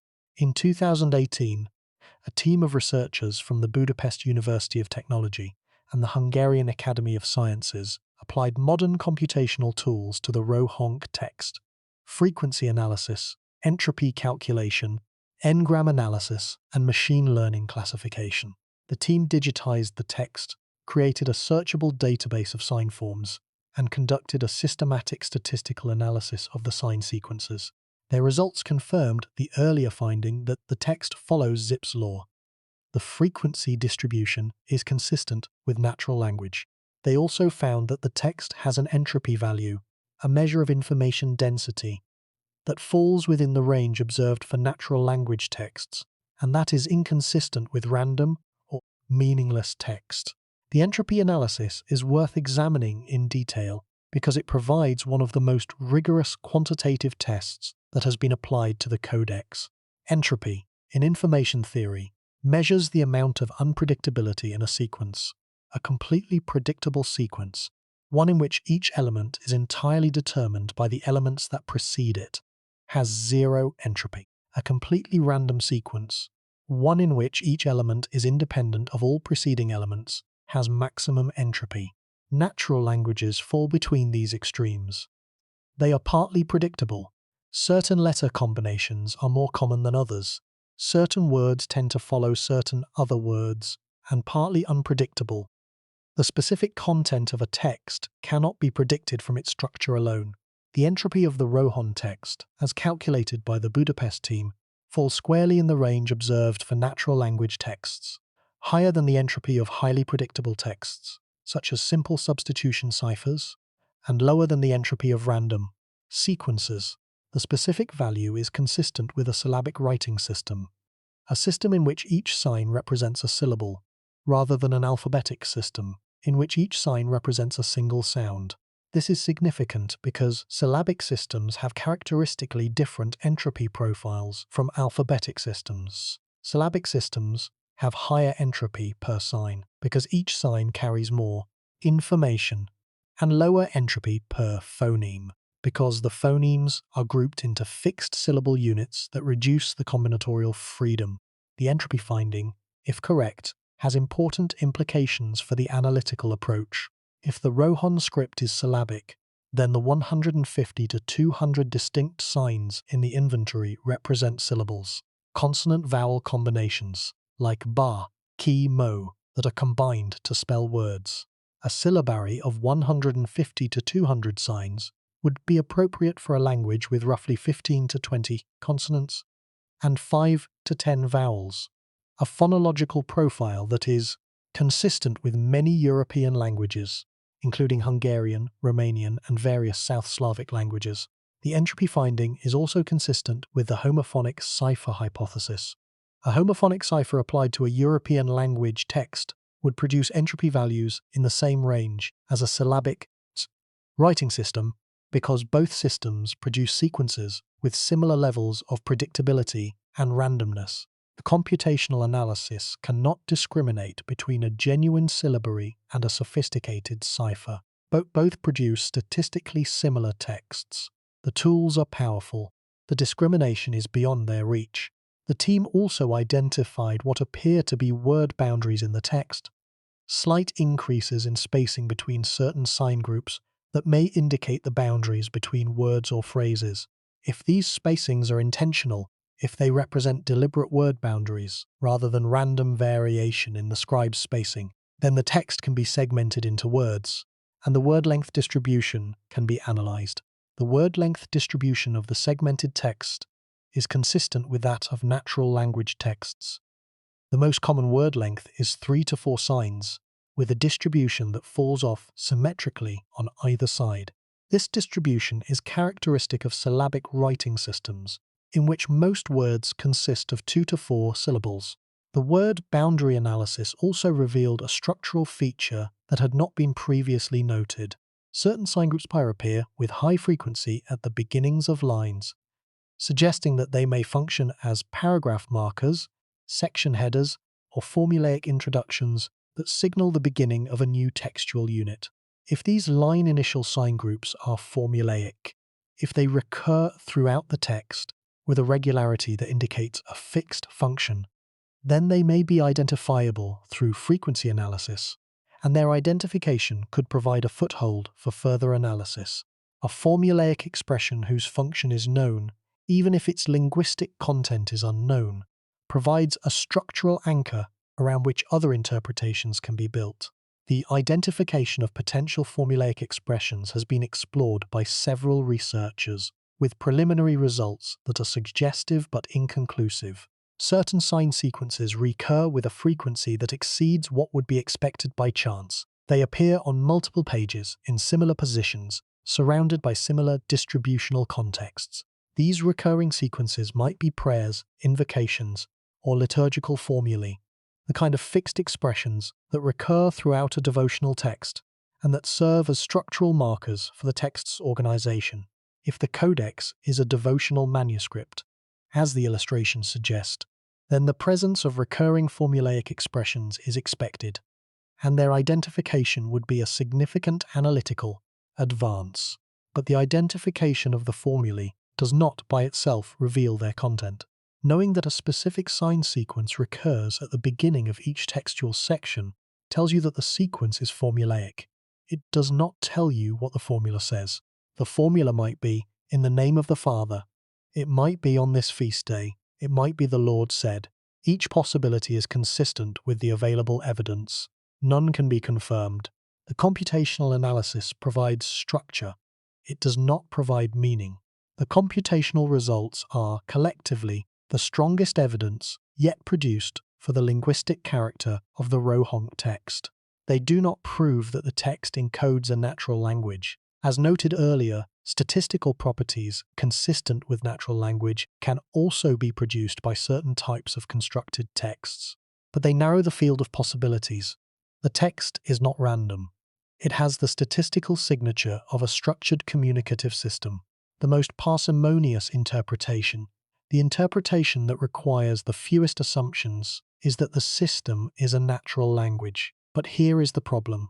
The computational analysis can tell you that the text is probably linguistic. It cannot tell you which language. It cannot tell you the values of the signs. It cannot translate the text. The statistics describe the forest. They do not identify the trees. And for the Rohonc Codex, the trees, the individual words, the specific meanings, the actual content of the 448-page text remain as invisible as they were before the analysis began. There is a quality of the Rohonc Codex that sets it apart from every other undeciphered text in the world, a quality that makes it simultaneously more accessible and more elusive than the ancient scripts that have occupied the preceding episodes of this series. The quality is this. The Rohonc Codex is not ancient. Linear A is over 3,000 years old. The Indus Valley script is over 4,000 years old. Proto-Elamite is over 5,000 years old. These are scripts from the deep past, products of civilizations that are separated from the modern world by millennia of elapsed time, by the rise and fall of empires, by the extinction of languages and the transformation of cultures. Their undecipherability is, in a sense, expected. The gulf of time that separates them from the present is so vast that the loss of the knowledge required to read them is, if not inevitable, at least unsurprising. The Rohonc Codex is not from the deep past. It is from the shallow past, from the last 500 years at most. It was produced in a period for which the historical record is rich, the linguistic landscape is well documented, and the cultural context is recoverable in detail. The 15th through 18th centuries in Central Europe are among the best documented periods in world history. We have letters, diaries, legal records, church registers, tax records, censuses, and thousands of other documents that describe the daily life of the region's inhabitants in extraordinary detail. If the Rohonc Codex was produced during this period, it was produced by a community that was surrounded by literate neighbours who left extensive records. The community itself may have left no records, or its records may have been lost, but the world in which it operated is thoroughly documented. This proximity to the documented past makes the Rohonc Codex's undecipherability paradoxically more disturbing than the undecipherability of ancient scripts. We expect ancient scripts to be lost. We do not expect to lose scripts from the last 500 years. The loss of Linear A is a tragedy of deep time, a consequence of the 3,000-year gap between the Minoans and the modern world. The loss of the Rohonc script, if it is a genuine script, is a tragedy of shallow time, a consequence of a gap that is measured not in millennia but in centuries. Consider what we might learn if the Codex could be read. If it is a religious text, as the illustrations suggest, then it would provide direct evidence of the devotional practices of a Central European community whose religious life is otherwise undocumented. The prayers, the hymns, the biblical retellings, the ritual instructions. Each element of the text would illuminate a dimension of this community's inner life that no other source can provide. The text might reveal a syncretistic religious tradition that blended Christian, pre-Christian, and possibly Islamic elements in combinations that would surprise scholars accustomed to the neat categories of confessional history. The text might reveal a linguistic tradition, a dialect, a language, or a register that has no other attestation. The text might reveal a scribal tradition, a method of manuscript production, a system of abbreviation, a set of orthographic conventions that is unknown from any other source. Each of these revelations would be significant. Collectively, they would transform our understanding of the cultural diversity of early modern Central Europe, demonstrating that the region's religious and linguistic landscape was richer, more complex, and more varied than the mainstream historical record suggests. The Rohonc Codex, if genuine and readable, would be not merely a curiosity, but a major historical document, a window into a world that has until now been entirely invisible. And the window is right there, in a library, in Budapest, available for study, accessible to any qualified scholar. The glass is clear, the view is blocked, not by the thickness of the glass, but by the opacity of the script. The signs are visible, the language is invisible, the form is accessible, the content is not. The knowledge that would make the Codex readable existed within the last 500 years. It is gone, and the speed of its disappearance. The fact that a writing system could become completely unreadable within a few centuries in a region surrounded by literate civilizations is a sobering reminder of the fragility of linguistic knowledge. Let that sink in. The deeper truth of the Rohonc Codex is not about the Codex itself. It is about the blank spaces in the historical record, the communities, the traditions, and the bodies of knowledge that existed in the well-documented periods of European history, but that left no trace in the documentary record. The Rohonc Codex, if genuine, is evidence of one such community, a community that possessed a writing system, a religious tradition, and a body of devotional literature, and that disappeared so completely that the only surviving evidence of its existence is a single manuscript in an archive in Budapest. How many other such communities existed? How many other writing systems, religious traditions, and bodies of knowledge were produced by the peoples of Central and Eastern Europe? The Vlachs, the Cumans, the Pechenegs, the Seclers, the Changors, the Roma, the various heterodox Christian sects that flourished in the Balkans and the Carpathians, and were lost, not to the destruction of ancient civilizations, but to the far more prosaic forces of assimilation, conversion, and cultural standardization that accompanied the consolidation of the European nation-states. The question is not rhetorical. It has a specific, quantifiable answer, an answer that, while imprecise, gives some sense of the scale of the loss. Linguists estimate that Central and Eastern Europe lost dozens of languages, between the medieval period and the 20th century. Languages that were spoken by communities that were absorbed into larger political and linguistic entities, their speech replaced by Hungarian, German, Turkish, Russian, or other dominant languages. Each lost language represented a unique perspective on the world, a unique vocabulary, a unique grammar, a unique set of metaphors and expressions that encoded the community's experience of its environment, its social relationships, and its inner life. Each lost language may have been accompanied by a lost writing system, a system of notation, however simple, that the community used to record its administrative records, its religious texts, or its personal correspondence. The Rohonc Codex, if genuine, may be the sole survivor of one such system. The other systems, if they existed, left no survivors. The history of Central Europe is, to a degree that is rarely acknowledged, a history of cultural erasure. The great kingdoms, Hungary, Bohemia, Poland, the Habsburg Empire, imposed their languages, their religions, and their administrative systems on a patchwork of diverse communities whose own languages, religions, and systems were marginalized, suppressed, or absorbed. The process of erasure was not always violent. In many cases, it was administrative. The imposition of Latin, then German, then Hungarian, as the official language of government, law, and education, creating powerful economic incentives for speakers of minority languages to adopt the dominant language. In other cases, it was religious. The forced conversion of heterodox communities to Catholic or Orthodox Christianity, accompanied by the destruction of heterodox texts and the suppression of heterodox practices.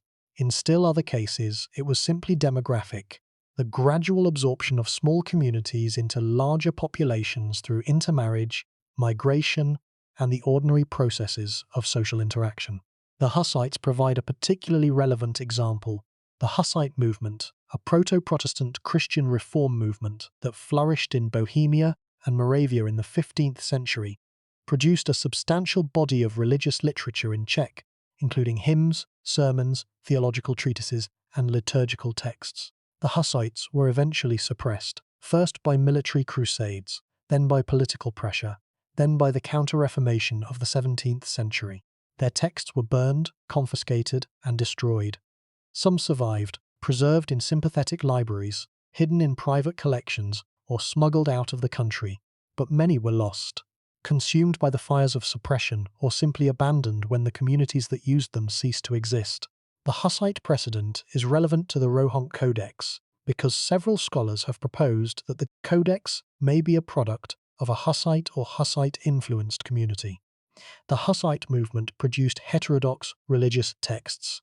It operated in Central Europe. It developed distinctive liturgical practices that combined elements of different Christian traditions. And it was suppressed. Its texts were destroyed, its practitioners were persecuted, and its literary heritage was largely lost. A Hussite or post-Hussite community that had developed its own script, perhaps to protect its texts from confiscation by Catholic authorities, would be a plausible source for a manuscript like the Rohonc Codex, a religious text in an unknown script recording a heterodox liturgical tradition, preserved by accident in an aristocratic library. The Hussite hypothesis is speculative but not implausible. It provides a historical context for the Codex that explains several of its features: the religious content, the unknown script, the syncretistic imagery, and the apparent, deliberate obscurity of the writing system. A community that feared persecution might well adopt an obscure or invented script to protect its texts from hostile authorities. The use of a secret or restricted script for religious texts is well attested in the history of persecuted communities. The early Christians used coded symbols, the Cathars developed clandestine communication systems, and the Maranas of Spain used Hebrew scripts concealed within Latin letter documents. A Hussite community using a restricted script for its devotional literature would be acting within a well-established tradition of protective secrecy. But the Hussite hypothesis, like every other hypothesis about the Rohonc Codex, is unverifiable with the current evidence. No independent evidence connects the Codex to the Hussite movement. No other Hussite manuscript in a similar script has been found. The hypothesis is a possibility, a plausible story that could explain the evidence, but it is not supported by the evidence. The distinction between could explain and does explain is the distinction that separates hypothesis from knowledge. And, for the Rohonc Codex, the distinction has never been crossed. The communities that resisted assimilation longest, the Vlachs, the Roma, the speakers of minority languages in remote mountain valleys, are the communities most likely to have maintained distinctive cultural practices, including distinctive writing systems. And these communities are also the communities least likely to have left records in the mainstream archives. Their documents, if they produce documents, were kept in local collections, in private libraries, in church archives that were destroyed by war, fire, or neglect. The scale of cultural loss in Central Europe over the past millennium is rarely appreciated, because the loss is measured not in dramatic events, but in the quiet, incremental, undocumented disappearance of communities and their traditions. The Cumans, a Turkic-speaking people who settled in Hungary in the 13th century, gradually abandoned their language over the following centuries, eventually assimilating completely into the Hungarian population. The Cuman language is known from a handful of vocabulary lists and legal documents. The rest of the Cuman literary and cultural heritage, if it existed, is gone. The Pechenegs, another Turkic-speaking people who inhabited the Balkans and the Carpathian Basin, disappeared even more completely, leaving almost no linguistic trace. The Avars, who dominated the Carpathian Basin for over 2 centuries, left no texts at all. Each of these communities represents a cultural tradition that was absorbed, marginalized, or destroyed by the consolidating forces of European history. Each may have produced texts that would transform our understanding of the cultural diversity of the region.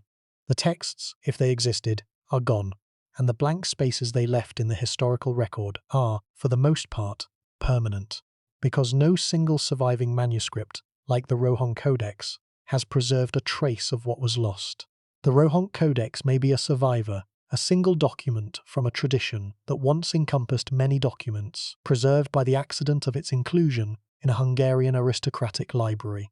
If so, it is a monument not only to the community that produced it, but to every community whose documents were not so fortunate. Every tradition that perished without leaving even a single surviving manuscript, every writing system that existed and was lost, every voice that spoke and was silenced in the long, complex, turbulent history of Central European cultural diversity. The concept of a literate minority, a community that maintained its own writing tradition independently of the dominant scribal culture, is not theoretical. It has historical precedent. The Old Hungarian script, the runic writing system that the Magyars used before and alongside the Latin alphabet, survived for centuries as a minority script, used by specific communities, particularly the Siclers of Transylvania, for specific purposes: inscriptions, calendars, personal notes, even as the Latin alphabet dominated official and literary writing. The Old Hungarian script was not secret. It was a recognized, if marginal, element of the Hungarian literate landscape, but its marginality meant that its products were few, its practitioners were isolated, and its survival depended on the continued existence of the specific communities that maintained it. When those communities were assimilated, when the Siclers adopted the Latin alphabet for all purposes, the Old Hungarian script ceased to be used, and the knowledge required to read it survived only in the antiquarian scholarship of a few specialists. The Rohonc script, if genuine, may represent a similar phenomenon, a minority script, used by a specific community for specific purposes, that survived for a time alongside the dominant Latin-based scribal culture of Central Europe, and that eventually ceased to be used when the community that maintained it was assimilated or destroyed. The difference is that Old Hungarian was documented. Its sign forms, its sound values, and its cultural context are known from multiple independent sources. The Rohonc script, if it existed as a living tradition, was not documented, or its documentation was lost.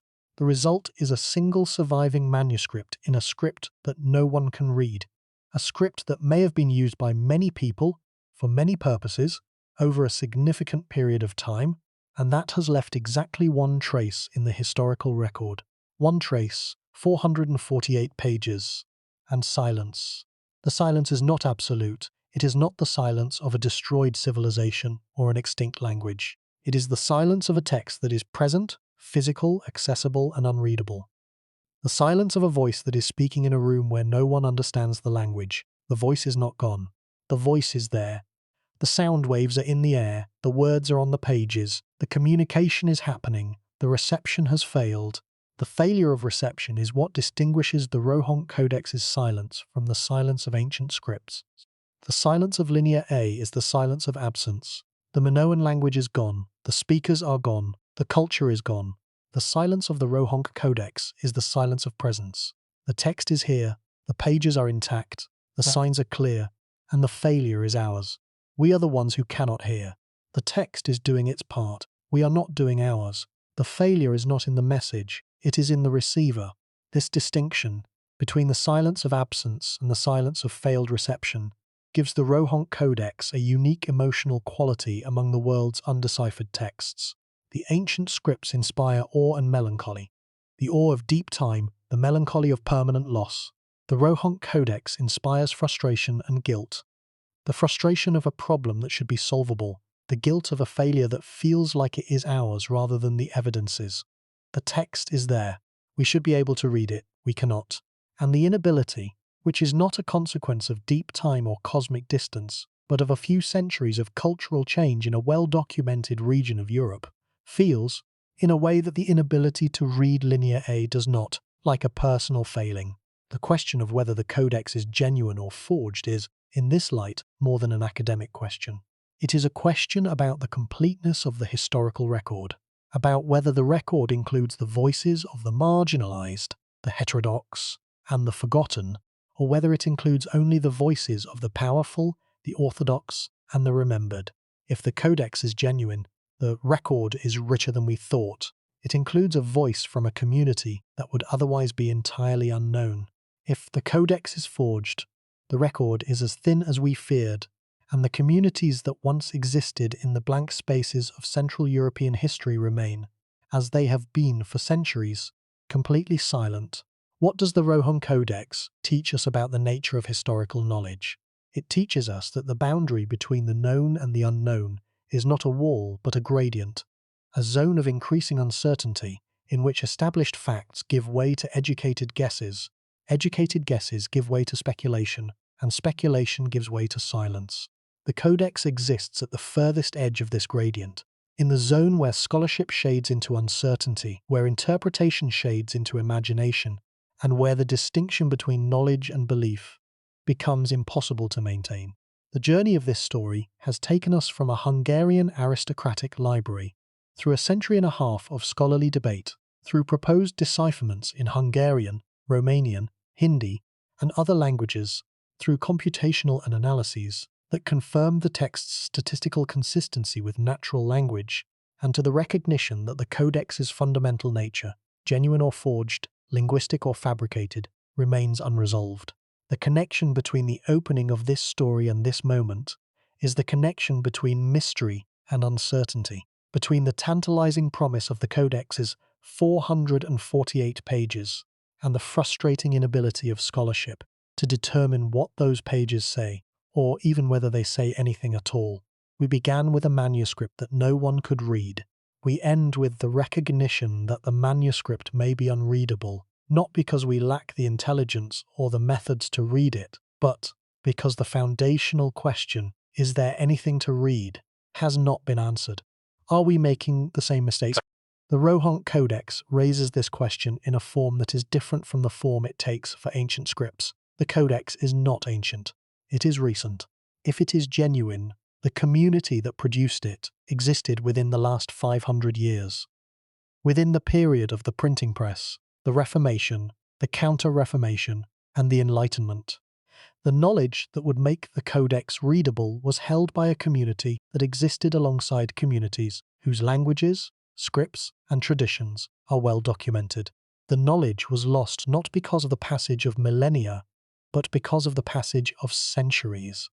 Centuries during which the community that held the knowledge was assimilated, dispersed, or destroyed by the same forces of cultural consolidation that shaped the modern nations of Central Europe.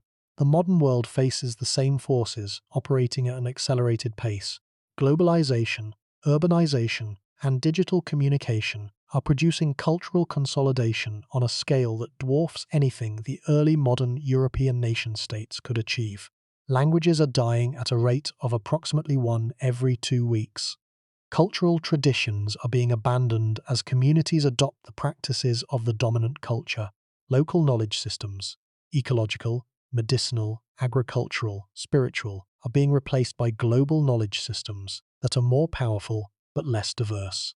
The process is the same as the process that may have silenced the Rohonc community, the replacement of local traditions by dominant ones, driven not by violence but by the economic and social incentives that make the dominant tradition more useful, more prestigious, and more rewarding than the local one.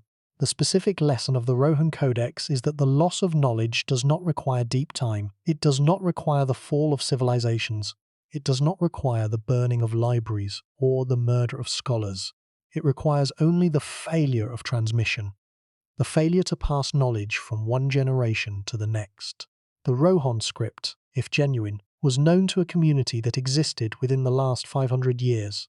That community failed to transmit its knowledge, and the failure, quiet, unremarked, undocumented, produced a silence that is, nearly 2 centuries after the Codex was discovered, still unbroken. The Rohonc Codex is, in this respect, a canary in the coal mine of human cultural diversity. If a literate tradition can be lost within 500 years, within the period of the printing press, within the age of libraries and archives and universities, then no literate tradition is safe. The loss does not require a catastrophe. It requires only the ordinary, unremarkable, incremental processes of cultural change that turn one generation into the next. The community shrinks. The young people learn the dominant language. The old people die without passing on their knowledge. The manuscripts gather dust in an attic, a storeroom, a library, and one day, someone opens a manuscript and discovers that they cannot read it, that the signs on the pages, however clear, however well preserved, however carefully inscribed, are meaningless to anyone alive. That moment, the moment of discovering that a text is unreadable, is the moment that the Rohonc Codex has been producing, over and over, for 180 years. Every scholar who opens the Codex experiences it. Every scholar who turns its pages, examines its signs, studies its illustrations, and confronts its opacity experiences the same moment of discovery that the librarians experienced in 1838. The discovery that a book exists that no one can read.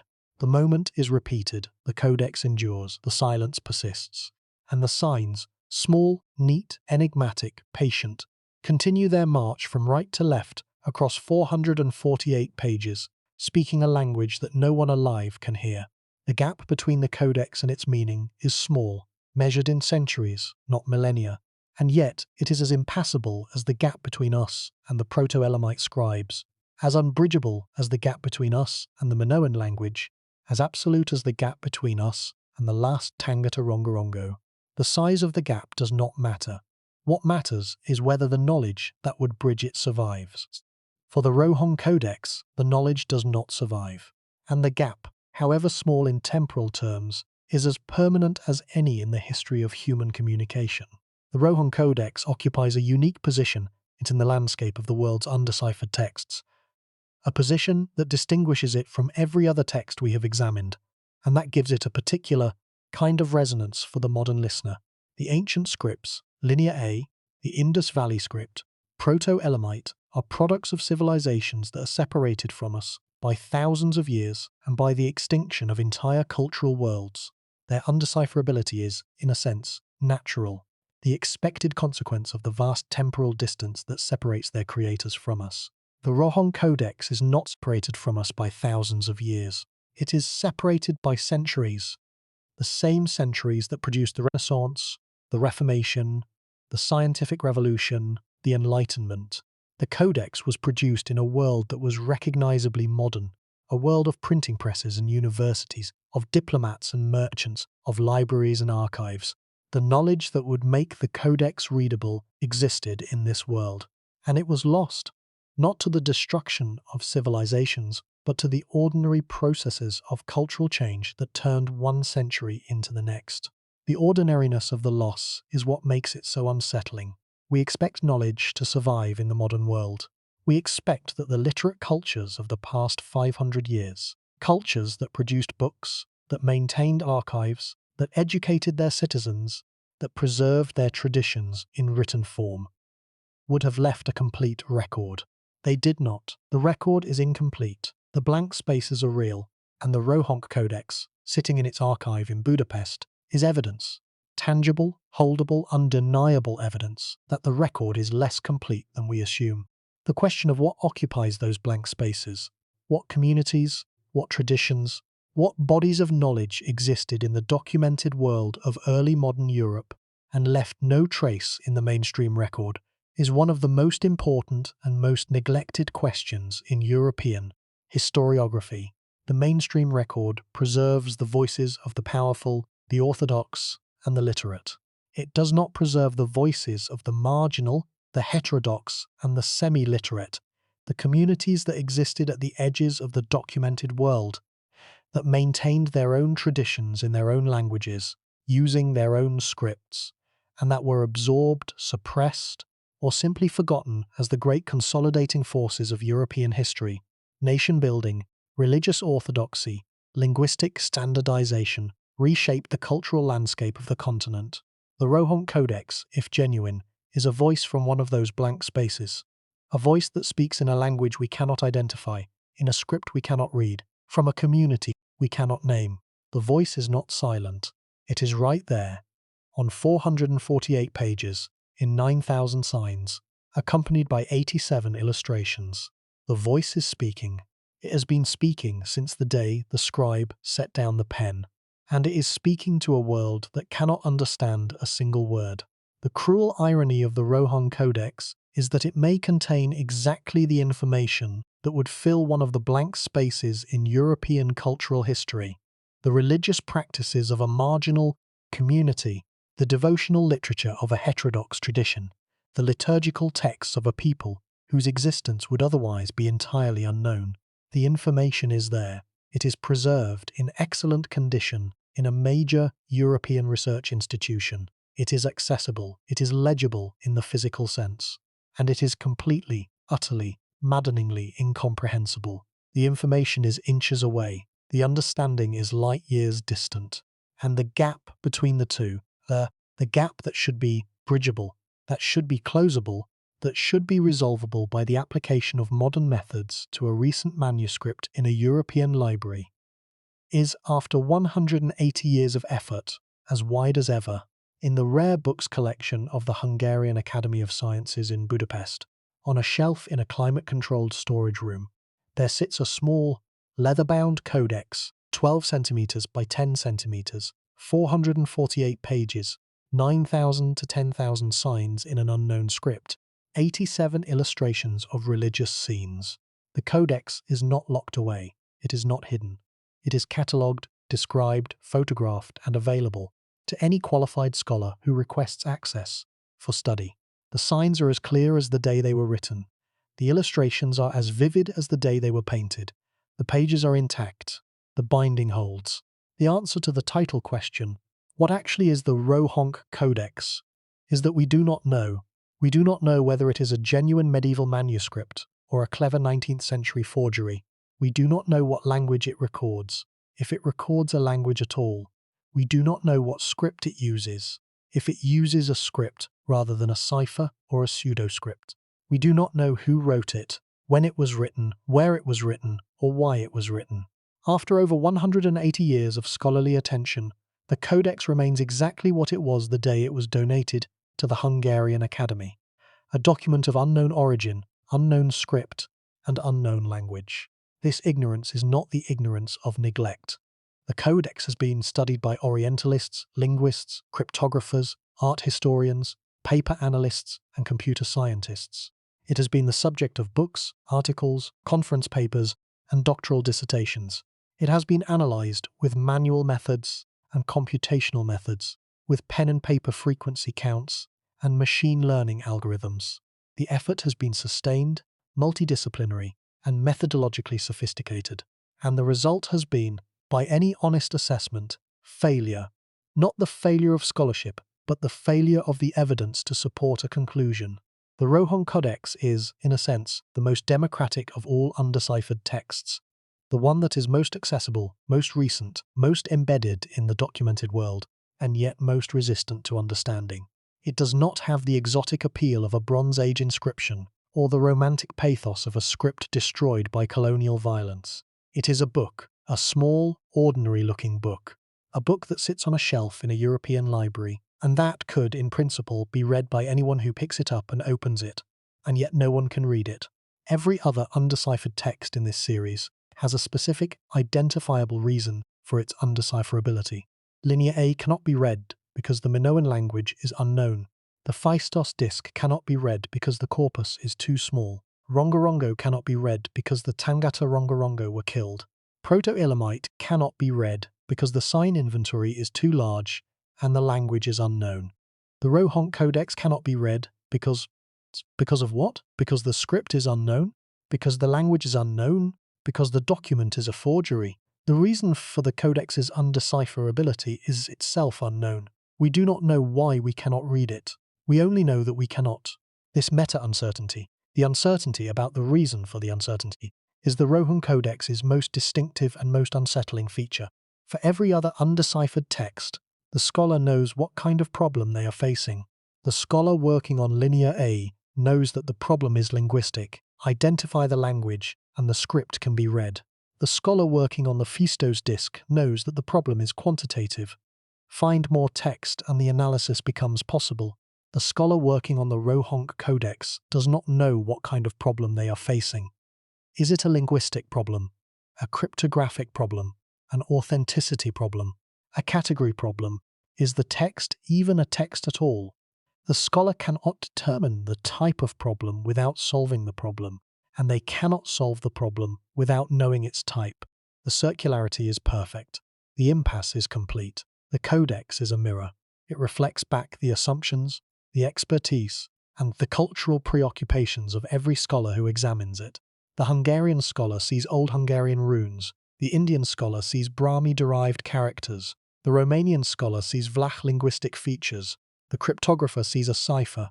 The art historian sees a medieval devotional manuscript. The skeptic sees a forgery. Each scholar sees what their training has prepared them to see. The Codex confirms nothing and refutes nothing. It is, like the Phaistos disc, an inkblot test for the intellect. A blank screen on which every interpreter projects their own expertise, their own expectations, and their own desires. The last line of the catalogue entry that recorded the Rohonc Codex in 1838, unknown origin, unknown script, unknown language, is, after nearly 2 centuries of study, still the most accurate description of the manuscript that exists. Every subsequent characterization, medieval prayer book, Renaissance forgery, Hussite liturgical text, Hungarian religious manuscript, elaborate hoax, is a hypothesis, not a fact. The catalogue entry is a fact, and the fact, in its spare, honest 3-word assessment, says more about the Rohonc Codex than any subsequent analysis has managed to add. Unknown origin, unknown script, unknown language, 3 words, 180 years, 448 pages, and the 3 words are still the truest thing that anyone has said about the Rohonc Codex. The Codex resists resolution with a patience that is, in its own way, as remarkable as the patience of any ancient artifact. It has endured the scrutiny of Orientalists, linguists, cryptographers, computer scientists, and art historians. It has been proposed as Hungarian, Romanian, Hindi, Latin, and a dozen other languages. It has been claimed as genuine and dismissed as forged. It has been analysed with pen and paper and with machine learning algorithms. It has been compared to the Voynich Manuscript, to the Phaistos disc, to every other mysterious document in the Western world. And it has yielded nothing. Not a single confirmed reading, not a single verified word, not a single authenticated fact beyond its physical existence. The Codex is there. The Codex is real. The Codex is made of paper and ink and leather, and whatever knowledge or nonsense was inscribed on its pages by the hand of its unknown creator. Everything else, the language, the script, the author, the date, the purpose, the community, the tradition, is unknown. And the unknown, after 180 years, shows no sign of becoming known. The signs are there, the pages are intact, The ink is dry. The illustrations are vivid. The codex is complete, preserved, and legible. It is the most accessible of all the world's undeciphered texts. The one you could hold in your hands, turn page by page, and read aloud, if only you knew how. The knowledge required to read it existed, somewhere, sometime, in the mind of the scribe who wrote it, in the community that read it, in the tradition that sustained it. That knowledge is gone, whether it was lost to the centuries or was never real in the first place. The Codex waits. It has been waiting since 1838. It has all the time in the world. Paper is patient. Ink is patient. The signs are patient. The one thing that could break the patience, the one intervention that could transform the Codex from a permanent mystery into a solvable problem, is physical testing, radiocarbon dating, ink analysis, multispectral imaging, the tests that have been applied to the Voynich Manuscript, and that resolved, at least in part, the question of that manuscript's age and authenticity. The tests that exist, that are available, that are technically straightforward, and that have not been applied or have not been published for the Rohonc Codex. If the Codex were radiocarbon dated and the result placed the paper in the 15th or 16th century, the forgery hypothesis would be effectively refuted. Literati Nemis could not have forged a document on paper that predated his birth by 200 years. The authenticity of the manuscript would be established beyond reasonable doubt, and the scholarly community, freed from the paralyzing question of whether the text is genuine, could focus its full attention on the question of what the text says. If the Codex were radiocarbon dated and the result placed the paper in the 19th century, the forgery hypothesis would be strongly supported, though not proved, since a genuine text could theoretically be written on new paper. The analytical prospects would be dimmer. The scholarly community might understandably lose interest in a document that was probably a fabrication. Either result, 15th century or 19th century, would be transformative. Either result would resolve the foundational question that has paralyzed Rohonc studies for over a century. Either result would liberate the field from the impasse that has consumed its energy and produced its frustration. The test is simple, the result would be decisive, and the test has not been done.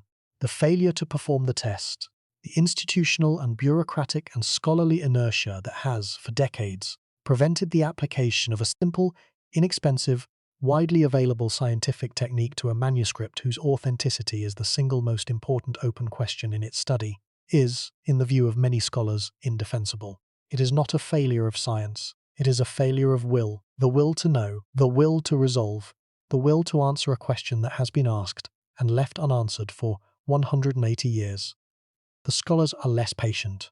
They come, they study, they propose, they argue, they fail, and they move on. The Codex remains, the mystery remains, and the signs, small, neat, enigmatic, marching from right to left across 448 pages, continue to say whatever it is they say, to whoever it is they address, in whatever language they speak, in whatever script they use.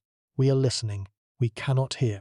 And the 448 pages of the Rohonc Codex, each one covered with the small, neat, enigmatic signs of an unknown script, each one illustrated with the vivid, crude, evocative images of an unknown religious tradition, continue to hold their secret.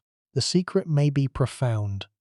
The devotional literature of a community whose existence has been erased from the historical record, a tradition of faith and worship that flourished in the turbulent religious landscape of Central Europe, and that was silenced by the same forces that silenced so many other heterodox voices.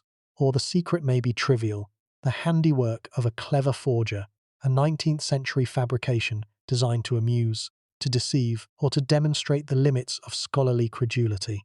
The distinction between these two possibilities, between a profound loss and a trivial fraud, is the distinction that 180 years of scholarship has failed to draw.